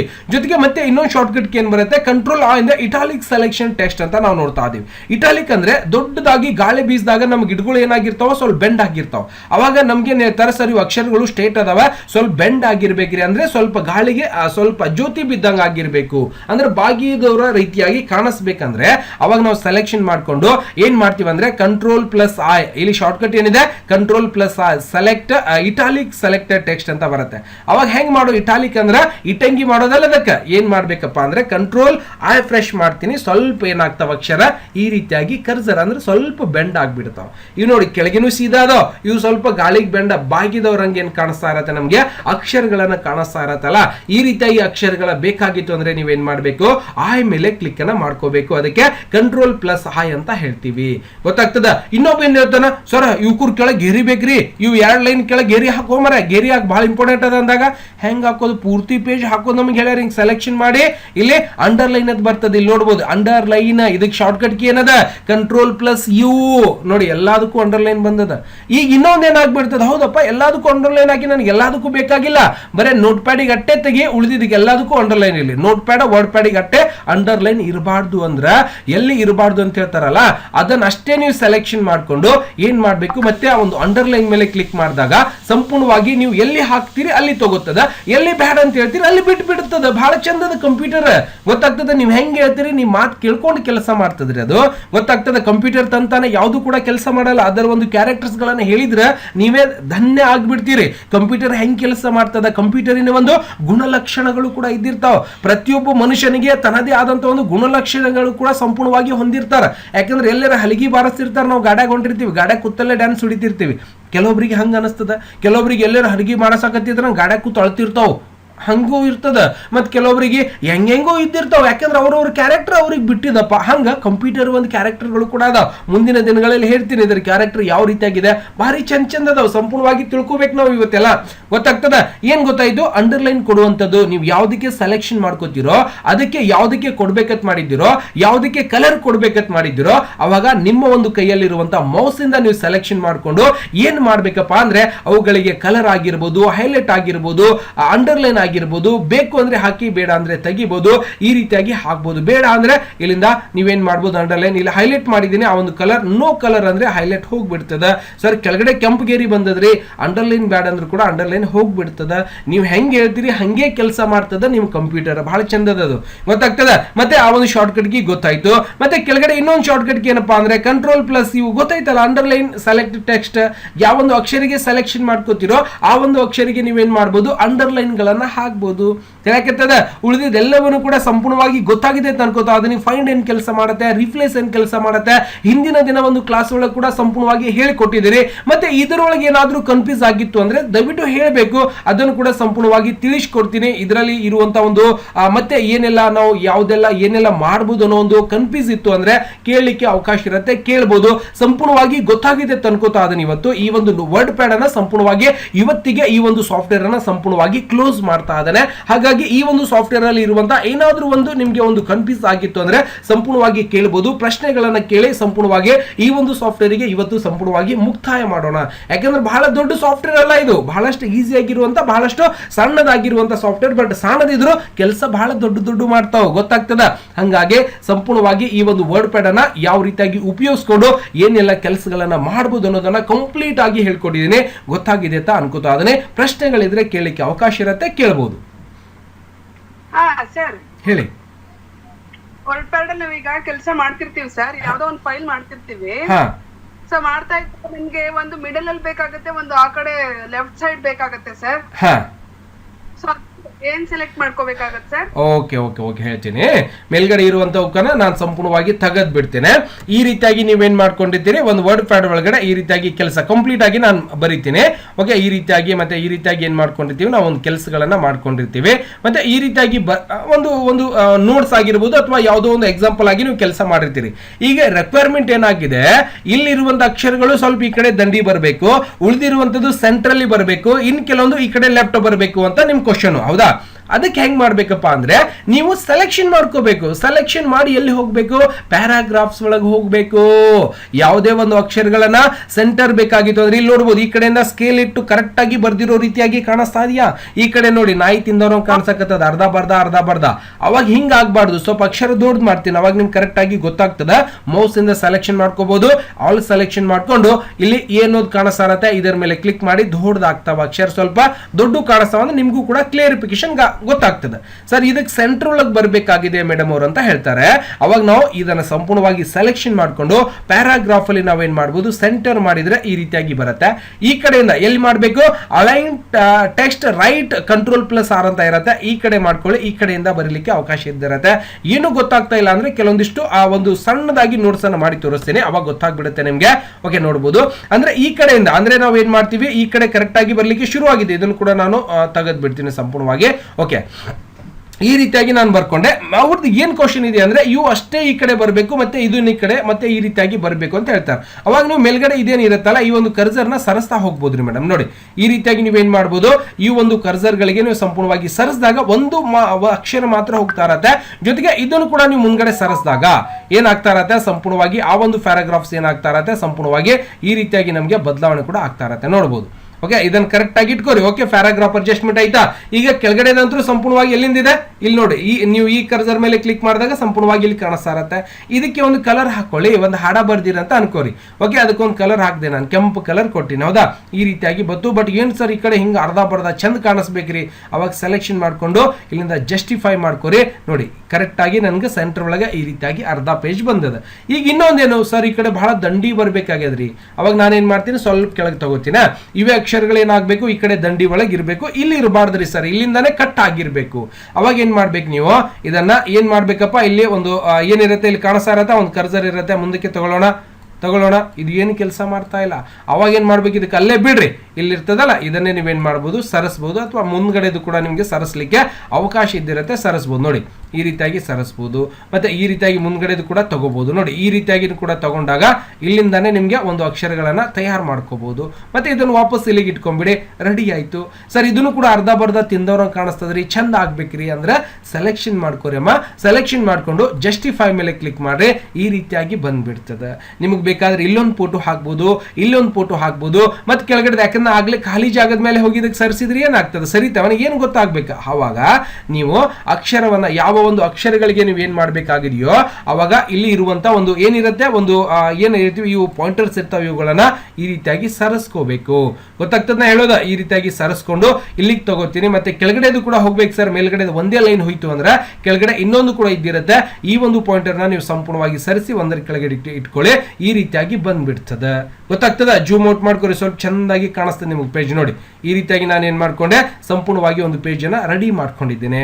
ಓಕೆ, ಇದನ್ನು ಕೂಡ ಕಲರ್ ಗಿಲ್ಲರ್ ಬೇಕು ಅಂದ್ರೆ ಸೆಲೆಕ್ಷನ್ ಮಾಡ್ಕೊರಿ. ನೀವೇನ್ ಮಾಡ್ಬೋದು, ಎ ಮೇಲೆ ಹೋಗಿ ಈ ರೀತಿಯಾಗಿ ಅವುಗಳಿಗೆ ಬೇಕಾಗಿರುವಂತ ಕಲರ್ಸ್ ಗಳು ಕೂಡ ನೀವು ಸಂಪೂರ್ಣವಾಗಿ ಹಾಕ್ಬೋದು. ಗೊತ್ತಾಗ್ತದೆ ಸರ್, ನನಗೆ ಇಲ್ಲೊಂದು ಫೋಟೋ ಹಾಕ್ಬೇಕಾಗಿದ್ರೆ ಈ ಫೋಟೋ ಬರ್ತದೇನೋ ನೋಡೋಣಲ್ಲ, ಅದನ್ನು ಪ್ರಯತ್ನ ಮಾಡೋಣ. ಇಲ್ಲಿ ಏನಾದ್ರೂ ಫೋಟೋ ಇಡ್ಲಿಕ್ಕೆ ಅವಕಾಶ ಆಗತ್ತಾ, ಈ ರೀತಿಯಾಗಿ ಕೂಡ ನಾವು ಇವು ಪಾಯಿಂಟ್ಸ್ ಗಳನ್ನ ಸರಿಸ್ಕೊಂಡು ಎಡಿಟ್ ಮಾಡ್ಕೋಬಹುದು, ತೊಂದರೆ ಇಲ್ಲ. ಓಕೆ ಸರ್, ಇದ್ರ ಮೇಲೆ ಒಂದು ಹೆಡ್ಲೈನ್ ಬರಿಬೇಕಾಗಿತ್ತು, ಬರೀರಪ್ಪ, ನಿಮ್ಗೆ ಯಾರು ಬೇಡ ಅಂದ್ರು ಕಂಟ್ರೋಲ್ ಸಿ ಕಾಪಿ ಮಾಡ್ಕೊಂಡು ಕಂಟ್ರೋಲ್ ವಿ ಮಾಡ್ರಿ. ಇದಕ್ಕೆ ಸ್ವಲ್ಪ ದೊಡ್ಡದು ಮಾಡ್ಕೋರಿ ಅಕ್ಷರ, ಒಂದು ಹೆಡ್ಲೈನ್ ಆಗಿನೂ ಕೂಡ ನಿಮ್ಗಲ್ಲಿ ತಯಾರಾಗ್ಬಿಡ್ತದೆ. ನೋಡಿ ಅದರ ಒಳಗೆ ಒಂದು ಹೆಡ್ಲೈಟ್, ಒಂದು ಕಲರ್ಸ್ ಕೊಡಿ, ಒಂದು ಹೈಲೈಟ್ ಕಲರ್ ಕೊಡಿ, ಅಥವಾ ಅದಕ್ಕೆ ಒಂದು ನೀವೇನ್ ಮಾಡಬೇಕು, ಒಂದು ಕಲರ್ಸ್ ಗಳನ್ನು ಕೂಡ ಕೊಡಬಹುದು. ಬೇಕಾಗಿರುವಂತಹ ಕಲರ್ಸ್ ಗಳನ್ನ ಕೊಡಿ, ಸೆಂಟರ್ ಅಲೈನ್ಮೆಂಟ್ ಮಾಡ್ಕೊಳ್ಳಿ, ನಟ್ ನಡು ಬರ್ತದೆ. ಅದರ ಕೆಳಗೊಂದು ಘೇರಿ ಎಳೆದು ಬಿಡ್ರಿ, ಈ ರೀತಿಯಾಗಿ ಬರ್ತದೆ. ನೋಡಿ ಎಷ್ಟು ಚೆನ್ನಾಗಿ ಆಗಿದೆ. ಈ ರೀತಿಯಾಗಿ ಕೂಡ ನೀವೇನ್ ಮಾಡಬಹುದು, ವರ್ಡ್ ಪ್ಯಾಡ್ ಅಲ್ಲಿ ಫಾರ್ಮೆಟ್ ಗಳನ್ನ ತಯಾರು ಮಾಡ್ಕೋಬಹುದು, ಅವಕಾಶ ಇರುತ್ತೆ. ಓಕೆ, ಇದರ ಮುಂದ್ಗಡೆ ಏನಾದ್ರು ಇಲ್ಲಿ ಫೋಟೋ ಕೂಡ್ತದೇನ್ರಿ ನೋಡೋಣಲ್ಲ. ಆ ರೀತಿಯಾಗಿ ಕೂಡ ಫೋಟೋ ಕೂಡತ್ತಾ ಅನ್ನೋದು ಕೂಡ ನೋಡೋಣ. ಎಲ್ಲಿ ಹೋಗ್ಬೇಕದನ್ನ, ಇಲ್ಲಿಂದ ಇನ್ಸರ್ಟ್ ಅಬ್ಜೆಕ್ಟ್ ಅಥವಾ ಇಲ್ಲಿಂದ ಪಿಕ್ಚರ್ಸ್ ಮೇಲೆ ಕ್ಲಿಕ್ ಮಾಡ್ಕೊಳ್ಳಿ. ಪಿಕ್ಚರ್ಸ್ ಮೇಲೆ ಕ್ಲಿಕ್ ಮಾಡಿ ಯಾವ ಒಂದು ಫೋಟೋ ಅಲ್ಲಿ ಹಾಕ್ಬೇಕಾಗಿದೆಯೋ ಆ ಒಂದು ಫೋಟೋನ ನೀವೇನ್ ಮಾಡ್ಬೇಕು, ಸೆಲೆಕ್ಷನ್ ಮಾಡ್ಕೋಬೇಕು. ನಿಮ್ಮ ಒಂದು ಕಂಪ್ಯೂಟರ್ ಅಲ್ಲಿ ಇರುವಂತ ಒಂದು ಫೋಟೋನ ನೀವೇನ್ ಮಾಡ್ಬೇಕು, ಸಂಪೂರ್ಣವಾಗಿ ಹಾಕೊಳ್ಳಿ. ಯಾರು ಬೇಡ ಅಂತಾರ, ಗೊತ್ತಾಗ್ತದೆ. ಡೌನ್ಲೋಡ್ ಒಳಗೆ ಇರುವಂತದ್ದು ಅಥವಾ ಅಲ್ಲಿ ಲೈಬ್ರರಿ ಒಳಗಡೆ ಇರುವಂತಹ ಒಂದು ಪಿಕ್ಚರ್ಸ್ ಗಳನ್ನ ನಾನು ಏನ್ ಮಾಡ್ತೀನಿ, ಇಲ್ಲಿಂದ ಯಾವುದೋ ಒಂದು ಪಿಕ್ಚರ್ಸ್ ಅನ್ನ ಇಲ್ಲಿ ಓಪನ್ ಮಾಡ್ಕೋತೀನಿ. ಹೆಂಗ್ ಓಪನ್ ಆಯ್ತು, ಕಂಪ್ಲೀಟ್ ಆಗಿ ಒಳಗೆ ಓಪನ್ ಆಗ್ಯದ. ಇದಕ್ಕೆ ಏನ್ ಮಾಡ್ಬೇಕು, ಕಂಟ್ರೋಲರ್ಸ್ ಆಗ್ಬೇಕಿಲ್ಲ ಇದು. ಅವಾಗ ಏನ್ ಮಾಡ್ಬೇಕು, ಸೆಲೆಕ್ಷನ್ ಮಾಡ್ಕೊಂಡು ಏನ್ ಮಾಡ್ಬೇಕ್ರಿ, ಸೆಲೆಕ್ಷನ್ ಮಾಡಿದ ನಂತರ ರೈಟ್ ಕ್ಲಿಕ್ ಮಾಡ್ಕೊಂಡು ಏನಾದ್ರು ಇಲ್ಲಿಂದ ಲಿಸ್ಟ್ ಚೇಂಜ್ ಪಿಕ್ಚರ್ ಬರ್ತಾ ಇರತ್ತೆ, ಇಲ್ಲಿಂದ ರೀಸೈಜ್ ಪಿಕ್ಚರ್ ಅಂತ ಬರುತ್ತೆ. ನೀವು ಇದರ ಮೇಲೆ ಕ್ಲಿಕ್ ಅನ್ನ ಮಾಡ್ಕೊಂಡು ಅದರ ಒಂದು ಸೈಜ್ ಕೂಡ ನೀವೇನ್ ಮಾಡ್ಬೋದು, ಕ್ಲೋಸ್ ಮಾಡ್ಬೋದು, ಅಥವಾ ಇಲ್ಲಿಂದ ಲಾಕ್ ಅಂತ ಇರುತ್ತೆ, ಇದನ್ನ ಬಂದ್ ಮಾಡಿ ಓಕೆ ಮಾಡ್ಕೊಳ್ಳೋಣ. ಆಮೇಲೆ ನೀವು ಇದನ್ನ ಸರಿಸಬಹುದು, ಸಣ್ಣದಾಗಿ ಹೋಗ್ತಾ ಇರತ್ತೆ. ನೋಡಿ ಈ ರೀತಿಯಾಗಿ ಸಣ್ಣದಾಗಿ ಜಗ್ಗಿ ಮುಂದ್ಗಡೆ ತಗೊಂಬನ್ನಿ, ಜಗ್ಬೇಕದಕ್ಕೆ ಓಕೆ ಬರುತ್ತೆ. ಯಾಕಂದ್ರೆ ಅಲ್ಲಿ ಕರ್ಸರ್ ಯಾವ ರೀತಿಯಾಗಿದ್ದಿರುತ್ತೆ ಅಲ್ಲಿ ಹೋಗಿರ್ತದೆ ಅದು, ಹಂಗಾಗಿ ಅದೇ ಒಂದು ಪ್ಯಾರಾಗ್ರಾಫ್ ಒಳಗಡೆ ಸೆಟ್ ಆಗ್ತಾ ಇರತ್ತೆ. ಅದಕ್ಕೆ ನೀವು ಈ ಪ್ಯಾರಾಗ್ರಾಫ್ ಸರಿಸಿ ನೋಡಿದಾಗ ಅಕ್ಷರಗಳು ಬರುತ್ತೆ ಹೊರತಾಗಿ ಫೋಟೋ ಬರ್ತಾ ಇರುವುದಿಲ್ಲ. ಯಾಕಂದ್ರೆ ಫೋಟೋದು ಆಟೋಮೆಟಿಕ್ ಅಟ್ಯಾಚ್ಮೆಂಟ್ ಆಗಿ ಬಂದಿರ್ತದೆ, ಅಷ್ಟೊಂದು ಎಡಿಟ್ ಮಾಡ್ಲಿಕ್ಕೆ ನಮ್ಗೆ ಇಲ್ಲಿ ಆಗಲ್ಲ. ಬಟ್ ಕೆಲವೊಂದು ಟೈಮ್ ಈ ರೀತಿಯಾಗಿ ಸರಿಸ್ಕೋಬಹುದು, ಅದರ ಮುಂದ್ಗಡೆ ಅಥವಾ ಅದರ ಹಿಂದ್ಗಡೆ ಬರೀಲಿಕ್ಕೆ ಅವಕಾಶ ಇರುತ್ತೆ, ನೀವು ಬರಿಬಹುದು. ಗೊತ್ತಾಗ್ತದ. ಈ ರೀತಿಯಾಗಿ ಕೂಡ ನೀವು ಬರಿಬಹುದು, ಮತ್ತೆ ಅವಕಾಶ ಕೂಡ ಇದ್ದಿರುತ್ತೆ. ಕಂಟ್ರೋಲ್ ಜಡ್ ಮಾಡ್ಕೋತಾ ಅದನ್ನೇ ಸಂಪೂರ್ಣವಾಗಿ ತೆಗೆದು ಬಿಡ್ತೀನಿ. ಓಕೆ, ಗೊತ್ತಾಗಿದೆಯಾ? ಮತ್ತೆ ಏನಾದ್ರೂ ಪ್ರಶ್ನೆಗಳು ಗೊತ್ತಾಯ್ತಾ ಇದು ಕಂಪ್ಲೀಟ್ ಆಗಿ? ಗೊತ್ತಾಯ್ತು. ಆಮೇಲೆ ನಾವು ಪ್ಯಾರಾಗ್ರಾಫ್ ಮಾಡುವಾಗ ತುಂಬಾ ಗ್ಯಾಪ್ ಇರುತ್ತೆ ಸರ್, ನಮ್ಗೆ ಪ್ರಿಂಟ್ ಕೊಡುವಾಗ ಮಾತ್ರ ಗ್ಯಾಪ್ ಇರುತ್ತೆ ಅಂತ ಗೊತ್ತಾಗುತ್ತೆ. ಸೊ ನಾವು ಅಲ್ಲಿ ಏನ್ ಮಾಡ್ಬೇಕು ಅಂತ ಗೊತ್ತಾಗಲ್ಲ, ಅವಾಗ ಏನ್ ಮಾಡೋದು ಸರ್? ಪ್ರಿಂಟ್ ಕೊಡುವಾಗ ಯಾವ ರೀತಿಯಾಗಿ ನನ್ಗೆ ಗೊತ್ತಾಗ್ಲಿಲ್ಲ ಸರ್. ಈಗ ನೀವು ಇದನ್ನ ಟೈಪ್ ಮಾಡಿದೀರಾ ಅಲ್ವಾ ಸರ್, ಅಲ್ಲಿ ನಾನು ಪ್ರಿಂಟ್ ಕೊಡಕ್ ಹೋದಾಗ ಅದು ಸರಿಯಾಗಿ ಇರೋದಿಲ್ಲ, ತುಂಬಾ ಗ್ಯಾಪ್ ಕೊಟ್ಟಿರುತ್ತೆ okay okay okay okay wait ಗೊತ್ತಾಯ್ತು ನೀವು ಬರ್ದಿರೋದು ಒಂದು, ಅಲ್ಲಿ ತೋರಿಸ್ತಾ ಇರೋ ದೊಡ್ಡ ಪೇಜ್ ಒಳಗೆ ಒಂಥರ ತೋರಿಸ್ತಾ ಇರೋದು, ಹೌದಲ್ವಾ? ಓಕೆ ಓಕೆ, ಇಲ್ಲಿನೂ ಕೂಡ ಅದೇ ನಿಮ್ಮ ಪ್ರಾಬ್ಲಮ್ ಅನ್ನ ಇಲ್ಲಿ ತೋರಿಸ್ಕೊಡ್ತೀನಿ ನೋಡಿ, ಹೆಂಗ್ ನಿಮಗೆ ಕಾಣಿಸ್ತದ, ನಿಮ್ಮ ಏನಾಗಿದೆ ನಿಮ್ಗೆ ತೊಂದರೆ ಅನ್ನೋದು ಕೂಡ ನಿಮ್ಗೆ ಇಲ್ಲಿ ತೋರಿಸ್ಬಿಡ್ತೀನಿ, ಸಂಪೂರ್ಣವಾಗಿ ಗೊತ್ತಾಗ್ಬಿಡ್ತದ ನಿಮ್ಗೂ ಕೂಡ. ಅಕ್ಷರಗಳನ್ನ ಸಂಪೂರ್ಣವಾಗಿ ನಾನು ಈ ಕಡೆ ತಗೋತೀನಿ, ಪಾಯಿಂಟ್ ಅನ್ನ ಇಲ್ಲಿ ತಂದು ಇಡ್ತೀನಿ ಸರಿಯಾಗಿ. ಓಕೆ, ಮೇಲ್ಗಡೆ ಹಿಂಗ್ ಮಾಡ್ಕೊಂಡಿನಿ. ಈಗ ಸಪೋಸ್ ನಾವೇನ್ ಮಾಡ್ತೀವಿ, ಇಲ್ಲಿ ಹೋಗಿ ಪ್ರಿಂಟ್ ಕೊಡ್ಲಿಕ್ಕೆ ಶುರು ಮಾಡ್ತೀವಿ, ಹೌದಾ? ಪ್ರಿಂಟ್ ಪ್ರಿವ್ಯೂ ಒಳಗೆ ನೋಡಿದಾಗ ಹಿಂಗ್ ನೋಡ್ಲಿಕ್ಕೆ ಬರ್ತಾ ಇರತ್ತೆ. ಸಪೋಸ್ ಇಲ್ಲಿಂದ ಈ ರೀತಿಯಾಗಿ ಬರ್ತಾ ಇಲ್ಲ ಸರ್, ನಾನು ಏನ್ ಮಾಡ್ಬೇಕು, ನನ್ನ ಪೇಜ್ ಒಳಗಡೆ ಒಂದ್ ತರಾನೇ ಬರಾಕತ್ತದ್ರಿ ಅಂದ್ರೆ ನೀವೇನ್ ಮಾಡ್ಬೇಕು, ಇಲ್ಲಿಂದ ಇನ್ಸರ್ಟ್ ಅಬ್ಜೆಕ್ಟ್ ಅಂದ್ರೂ ನೋಡಿದ್ದೀವಿ. ಸಪೋಸ್ ಇಲ್ಲಿಂದ ಪ್ರಿಂಟ್ ಪ್ಯಾರಾಗ್ರಾಫ್ ಒಳಗಡೆ ನೋಡಿದಾಗ ಇಲ್ಲಿಂದ ಪ್ರಿಂಟ್ ಒಳಗೆ ಹೋಗಿ, ಓಕೆ, ಅಥವಾ ಇಲ್ಲಿಂದ ಪೇಜ್ ಸೆಟಪ್ ಅಂತ ಬರುತ್ತೆ, ಸಾರಿ ಇದನ್ನ ಕ್ಯಾನ್ಸಲ್ ಮಾಡ್ಕೊಳ್ಳಿ. ಇದರ ಮೇಲೆ ಹೋಗಿ ಇಲ್ಲಿಂದ ಪ್ರಿಂಟ್ ಹೋಗ್ತಿದ್ದಾನೆ, ಇಲ್ಲಿಂದ ಕೆಳಗಡೆ ಪೇಜ್ ಸೆಟಪ್ ಅಂತ ಬರುತ್ತೆ, ಇದರ ಮೇಲೆ ಕ್ಲಿಕ್ ಮಾಡಿ. ಇಲ್ಲಿ A4 ಅನ್ನೋದು ಇರುತ್ತಲ್ಲ, ಈ A4 ಅನ್ನ ಸೆಲೆಕ್ಷನ್ ಮಾಡ್ಕೋಬೇಕು ಖಂಡಿತವಾಗ್ಲು. ಯಾವುದೇ ಒಂದು ಪೇಜ್ ಅನ್ನ ನೀವು ಪ್ರಿಂಟ್ ಕೊಡಬೇಕಾಗಿತ್ತು ಅಂದ್ರೆ A4 ಜಾಗಕ್ಕೆ ಏನಾದ್ರೂ ಲೀಗಲ್ ಆಗಿರ್ಬೋದು ಅಥವಾ ಲೆಟರ್ಸ್ ಆಗಿರ್ಬೋದು, ಏನೋ ಒಂದು ಬೇರೆ ಏನಾದ್ರೂ ಸೆಲೆಕ್ಷನ್ ಆಗಿತ್ತು ಅಂದ್ರೆ ಹೆಂಗ್ ಬರ್ತದೆ ನೀವು ಪ್ರಿಂಟ್ ಕೊಟ್ಟಾಗ ಅಂದ್ರೆ, ಇಲ್ಲಿಂದ ಪ್ರಿಂಟ್ ಪ್ರಿವ್ಯೂ ಮೇಲೆ ನೋಡಿದಾಗ ಈ ರೀತಿಯಾಗಿ ಕೂಡ ನಮ್ಗೆ ಕೆಲವೊಂದು ಟೈಮ್ ಏನಾಗಿರುತ್ತೆ, ಇಲ್ಲಿ ಗ್ಯಾಪ್, ಇಲ್ಲಿ ಸ್ವಲ್ಪ ಜಾಸ್ತಿ ಪೇಜ್ ಕಾಣಿಸ್ತಿರ್ತದೆ, ಇಲ್ಲಿ ಏನೋ ಬರ್ದಿರ್ತೀವಿ ಬಟ್ ಇಲ್ಲಿ ಕಾಣಿಸ್ತಿರಲ್ಲ. ಈ ಕೆಲವೊಂದು ಟೈಮ್ ಏನ್ ಮಾಡ್ಬೇಕಂದ್ರೆ ಪೇಜಸ್ ಒಳಗಡೆ ಡಿಫ್ರೆಂಟ್ ಆಗಿರುತ್ತೆ, ನೀವು 2 ಪೇಜ್ ಕೂಡ ಕೊಡಬಹುದು, 2 ಪೇಜ್ ಆಗಿರುತ್ತೆ. ಈ ರೀತಿಯಾಗಿ ಅಂದ್ರೆ ನಾವು ಸೈಜ್ ಅನ್ನ ಸೆಲೆಕ್ಷನ್ ಮಾಡ್ಕೋಬೇಕು. ಪ್ರಿಂಟ್ ಒಳಗೆ ಹೋಗಿ ಈ ಒಂದು ಸೈಜ್ ಇರುತ್ತಲ್ಲ, ಪೋರ್ಟ್ರೇಟ್ ಬೇಕು ಅಥವಾ ಲ್ಯಾಂಡ್ಸ್ಕೇಪ್ ಬೇಕು, ಈ ರೀತಿಯಾಗಿ ಸೆಲೆಕ್ಷನ್ ಮಾಡ್ಕೊಂಡು ನೀವು ಬರೀಬಹುದು. ಓಕೆ, ಪೇಜಸ್ ಇಂಪಾರ್ಟೆಂಟ್ ಆಗಿರುತ್ತೆ. ನೀವು ಯಾವ ಪೇಜ್ ತಗೋತೀರಿ ಆ ಒಂದು ಪೇಜ್ ಮೇಲೆ ಡಿಫೆಂಡ್ ಆಗಿರುತ್ತೆ, ಆ ಒಂದು ಪೇಜ್ ಅನ್ನ ತಗೊಂಡು ನೀವು ಕೆಲಸ ಮಾಡಬಹುದು. ನೋಡಿ, ನಂಗೆ ಆಗ್ಲೇ 2 ಪೇಜ್ ಕಾಣಿಸ್ತಾ ಇತ್ತು, ಈಗ ಒಂದೇ ಪೇಜ್ ಕಾಣಿಸ್ತಾ ಇದೆ, ಗೊತ್ತಾಗ್ತಿದೆಯಾ? ಇದನ್ನ ಲ್ಯಾಂಡ್ಸ್ಕೇಪ್ ಮಾಡ್ಕೊಂಡಿದ್ದೀನಿ. ಅದಕ್ಕೆ ನೀವು ಈ ರೀತಿಯಾಗಿ ಆ ರೀತಿಯಾಗಿ ನೀವು ಟೈಪ್ ಮಾಡಿದ್ದು ಕರೆಕ್ಟ್ ಆಗಿದೆ ಸರ್, ಬಟ್ ಅಲ್ಲಿ ಪೇಜ್ ಒಳಗಡೆ ಕರೆಕ್ಟ್ ಆಗಿ ಸಿಗ್ತಾ ಇಲ್ಲ ನಿಮ್ಗಂದ್ರೆ, ನೀವು ಆ ಒಂದು ಪೇಜ್ ಅಂದ್ರೆ ಪ್ರಿಂಟ್ ಕೊಡೋ ಸಮಯದಲ್ಲಿ ಯಾವ ಒಂದು ಪ್ರಿಂಟರ್ ಒಳಗಡೆ ಅಂದ್ರೆ ಯಾವ ಒಂದು ಪೇಪರ್ ಸೆಲೆಕ್ಷನ್ ಮಾಡ್ಕೊಂಡು ಪ್ರಿಂಟ್ ಕೊಡ್ತಾ ಇದ್ದೀರಾ ಅನ್ನೋದು ಮಹತ್ವದಾಗಿರುತ್ತೆ. ನೀವೇನ್ ಮಾಡ್ತೀರಾ ಅಂದ್ರೆ ಪೇಜ್ ಸೆಟಪ್ ಒಳಗ ಇಲ್ಲಿ ಯಾವುದೋ ಒಂದು ಫೈಲ್ ಇರ್ತದೆ, A3 ಇದ್ದಿರ್ತದೆ. ಓಕೆ, A3 ನೀವು ನೋಡಿರೋದೇ ಇಲ್ಲ, ಡೈರೆಕ್ಟ್ ಪ್ರಿಂಟ್ ಕೊಡ್ತೀರಾ, ಅವಾಗ ಅರ್ಧನೇ ಬಂದ್ಬಿಡ್ತದೆ ಅದು ಪ್ರಿಂಟ್. ನೀವು ಪೂರ್ತಿ ಬರ್ದಿರ್ತೀರಿ, ಇದು ಪೂರ್ತಿ ಪೇಜ್ ಬರಬೇಕಿಲ್ಲ, ಯಾಕಂದ್ರೆ ನೀವು ಆ ಪೇಜ್ ಕೊಟ್ಟಿದ್ದೇ ಬೇರೆ, ಅಲ್ಲಿ ಹಾಳಿ ಇದ್ದಿದ್ದೇ ಬೇರೆ. ಯಾಕಂದ್ರೆ ಕಂಪ್ಯೂಟರ್ ಒಂದು ಪ್ರಿಂಟರ್ ಒಳಗೆ ಯಾವ್ದು ಹಾಳಿ ಇರ್ತದೆ, A4 ಹಾಳಿ ಇರ್ತದೆ. ನೀವು ಇಲ್ಲೇನು ಸೆಲೆಕ್ಷನ್ ಮಾಡಿರ್ತೀರಿ, A3 ಸೈಜ್ ಸೆಲೆಕ್ಷನ್ ಮಾಡ್ತೀರಿ, A3 ಒಳಗೆ ಎಷ್ಟು ಬರ್ಬೇಕು ಅಟ್ಟೆ ಅಕ್ಷರಗಳು ಬರ್ತಾವ, ಪ್ರಿಂಟ್ ಅರ್ಧ ಬರ್ದಾನೆ ಬರ್ತದೆ ಅದು. ಅವಾಗ ನಾವು ನೋಡಿ ಗಾಬರಿ ಆಗ್ಬಿಡ್ತೀವಿ, ಇದೇನು ಪ್ರಿಂಟ್ ಅರ್ಧನೇ ಬರಕತ್ತದಲ್ಲ ಅಂತೇಳಿ. ಅವಾಗ ಅಲ್ಲಿ ಏನಾಗಿರ್ತು ಅಂದ್ರೆ ಮೊದಲು ನೀವೇನ್ ಮಾಡ್ಬೇಕು, ಪೇಜ್ ಸೆಟಪ್ ಮಾಡ್ಕೋಬೇಕು.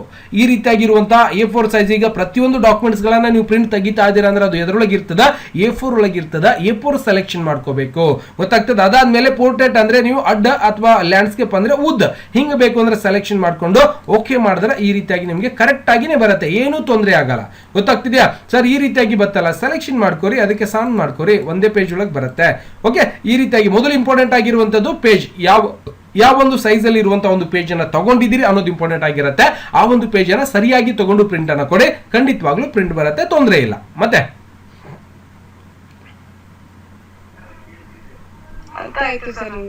ಗೊತ್ತಾಯ್ತಾ? ಈಗ ಎಕ್ಸಾಂಪಲ್ ಆಗಿ ನಿಮ್ಗೆ ಬಹಳ ಸಿಂಪಲ್ ಹೇಳ್ಬಿಡ್ತೀನಿ. ಈಗ ಮನೆಯಲ್ಲಿ ಚಪಾತಿ ಮಾಡ್ತಾ ಇರ್ತೀವಿ, ಈಗ ನಾವು ಒಲೆ ಮೇಲೆ ಹಂಚು ಎಷ್ಟು ಇರ್ತದ ಅಷ್ಟೇ ಚಪಾತಿ ಮಾಡಿದ್ರೆ ಕರೆಕ್ಟ್ ಆಗಿ ಚಪಾತಿ ನಮಗೆ ತಿನ್ಲಿಕ್ಕೆ ಯೂಸ್ ಆಗ್ತದೆ. ಅದೇ ದೊಡ್ಡದಾಗಿ ಚಪಾತಿ ಮಾಡ್ಕೊಂಡು ಹಂಚಿನ ಮೇಲೆ ಹಾಕಿದ್ರೆ ಏನಾಗ್ತದೆ, ಅರ್ಧ ಚಪಾತಿ ಸುಟ್ಟು ಹೋಗ್ತದ, ಅರ್ಧನೇ ಚಪಾತಿ ಉಳಿತದಲ್ಲಿ. ಅವಾಗ ನೋಡ್ಬೋದು ಇದು ಏನ್ ಚಪಾತಿ ಮಾಡೀನಿ ಬರೀ ಅರ್ಧ ಬರ್ಧನೇ ಆಗಕತ್ತದಲ್ಲ ಅಂತಂದ್ರ ಹಂಗಲ್ಲ. ಅದು ನಿಮ್ಮ ಮಷಿನ್ ಒಳಗ A4 ಹಾಳಿ ಇದ್ದಿರ್ತಾವ, ಆ A4 ಹಾಳಿನ ನೀವೇನ್ ಮಾಡ್ಬೇಕು, ಸೆಲೆಕ್ಷನ್ ಮಾಡಿ A4 ಹಾಳಿ ಮೇಲೆ ಪ್ರಿಂಟ್ ಕೊಟ್ರೆ ಕರೆಕ್ಟ್ ಆಗಿ ಪ್ರಿಂಟ್ ಬರ್ತದ. ಅಲ್ಲಿ ಇರೋದೇ ಬೇರೆ, ನೀವು ಮಾಡಿ ಅದರ ಮೇಲೆ ಹಾಕೋದೇ ಬೇರೆ ಅಂದ್ರೆ ಹೆಂಗ ಆಗ್ತದ, ಹೌದಿಲ್ಲ? ಹಂಗಾಗಿ ಅದನ್ನ ತಿಳ್ಕೊಂಡು ಕರೆಕ್ಟ್ ಆಗಿ ಕೊಡ್ಬೇಕು. ಗೊತ್ತಾಗಿದೆ ಅನ್ಕೋತಾ ಅದನ್ನ. ಮತ್ತೆ ಯಾರಿಗಾದ್ರೂ ಪ್ರಶ್ನೆಗಳನ್ನ ಕೇಳಬೇಕಾಗಿತ್ತು ಅಂದ್ರೆ ಕೇಳಲಿಕ್ಕೆ ಅವಕಾಶ ಇರುತ್ತೆ, ಕೇಳಬಹುದು. ಯಾಕಂದ್ರೆ 2-3 ದಿನ ಕ್ಲಾಸ್ ಇರಲಿಲ್ಲ, ಕೆಲವೊಬ್ಬರಿಗೆ ಬ್ಯಾಸರು ಕೂಡ ಆಗಿರ್ತದೆ. ಏನಿದು ಬಹಳಷ್ಟು ಜನ ಆಗ್ಲೇ ಜಾಯ್ನ್ ಆಗೋರು ವಾಪಸ್ ಬಂದೇ ಇಲ್ಲ, ಬಂದೈತೆ ಅಂತ ಹೋಗ್ಬಿಟ್ಟಾರ. ತಲೆ ಕೆಡಿಸ್ಕೊಳ್ಳೋದು ಬೇಡ. ಓಕೆ, ಇಷ್ಟ ಇದ್ದವರು, ಕಲಿಬೇಕು ಅಂತ ಆಸೆ ಇದ್ದವರು ಕಂಪಲ್ಸರಿ ಕಲಿತಾ ಇರ್ತಾರೆ. ಎಲ್ಲೇ ಇದ್ರು ಕೂಡ ಒಂದು ಎಜುಕೇಶನ್ ಪಡಿಬೇಕಾಗಿತ್ತು ಅಂದ್ರೆ ಎಲ್ಲಿ ಬೇಕಾದಲ್ಲಿ ನಿಂತ್ಕೊಂಡು ಕೂಡ ಕಲಿತಾರೆ. ಆಸೆ ಇದ್ದವರು, ಆಸಕ್ತಿ ಇದ್ದವರು ಕಲಿತಾರೆ, ಅನಾಸಕ್ತಿ ಇದ್ದವರು ಹಿಂಗೇನೆ ಹೋಗ್ತಾ ಇರ್ತಾರೆ, ಬರ್ತಾ ಇರ್ತಾರೆ. ತಲೆ ಕೆಡಿಸ್ಕೋಬಾರ್ದು. ಸಂಪೂರ್ಣವಾಗಿ ಇವತ್ತಿನ ಒಂದು ಕ್ಲಾಸ್ ಸಂಪೂರ್ಣವಾಗಿ ನಿಮಗೆ ಅರ್ಥ ಆಗಿದೆ, ಗೊತ್ತಾಗಿದೆ ಅನ್ಕೋತಾದರೆ ಇದೇ ರೀತಿಯಾಗಿ ಮತ್ತೆ ನಾಳೆ ಕೂಡ ಸಾಯಂಕಾಲ 8 ಗಂಟೆಗೆ ಕ್ಲಾಸಸ್ ಇರುತ್ತೆ, ತೊಂದರೆ ಇಲ್ಲ. ಯಾವುದೋ ಒಂದು ದಿನ ಸಪೋಸ್ ಸ್ವಲ್ಪ 3 days 4 days ಗ್ಯಾಪ್ ಆಯ್ತು, ದಯವಿಟ್ಟು ಆ ರೀತಿಯಾಗಿ ಇನ್ ಮುಂದೆ ಆಗದೆ ಇರೋ ಹಾಗೆ ನೋಡ್ಕೋತೀನಿ. ಹಂಗೆ ಯಾವಾಗ ಆಗ್ತಿದೆ ಅಂದ್ರೆ ನನ್ನ ಒಂದು ಸ್ಥಳ ಬಿಟ್ಟು ಅಂದ್ರೆ ನಾನು ಇರುವಂತ ಜಾಗ ಬಿಟ್ಟು ಬೇರೆ ಊರಿಗೆ ಹೋಗಿರ್ತೀನಿ, ಅವಾಗ ಬರಬೇಕಾಗಿತ್ತು ಅಂದ್ರೆ ಲೇಟ್ ಆಗಿಬಿಟ್ಟಿರ್ತದೆ, ಹಾಗಾಗಿ ಕರೆಕ್ಟ್ ಟೈಮಿಗೆ ತೊಗೊಳಕ್ಕೆ ಅವಕಾಶ ಇರಲ್ಲ. ಸ್ವಲ್ಪ ಲೇಟ್ ಆಗಿರ್ತಾವ, ಒಂದು ಏನೋ ಸಣ್ಣ ಪುಟ್ಟ ಪಾಪ ಏನೋ ಆಗಿರ್ತಾವ, ಹೊಟ್ಟೆಗೆ ಹಾಕೋರಿ, ಏನು ನಾ ದೊಡ್ಡ ತಪ್ಪು ಮಾಡಿಲ್ಲ, ಹೊಟ್ಟೆಗೆ ಹಾಕೋರಿ, ಹಾಗೆ ದಿನ ಕ್ಲಾಸ್ ಇರ್ತಾವ, ಜಾಯ್ನ್ ಆಗ್ರಿ. ಓಕೆ, ಗೊತ್ತಾಗಿದೆ ಅಂತ ಅನ್ಕೋತಾದೀನಿ. ಮತ್ತೆ ನಾಳೆ ಒಂದು ಕ್ಲಾಸಿಗೆ ಸರಿಯಾಗಿ ಸಮಯಕ್ಕೆ ಜಾಯ್ನ್ ಆಗಿ ಮತ್ತೆ ಸಿಗೋಣ ಮುಂದಿನ ವಿಡಿಯೋದಲ್ಲಿ. ನಮಸ್ಕಾರ. ವಿಡಿಯೋ ನೋಡಿದಂಥ ಎಲ್ಲ ಆತ್ಮೀಯ ವೀಕ್ಷಕರಿಗೆ.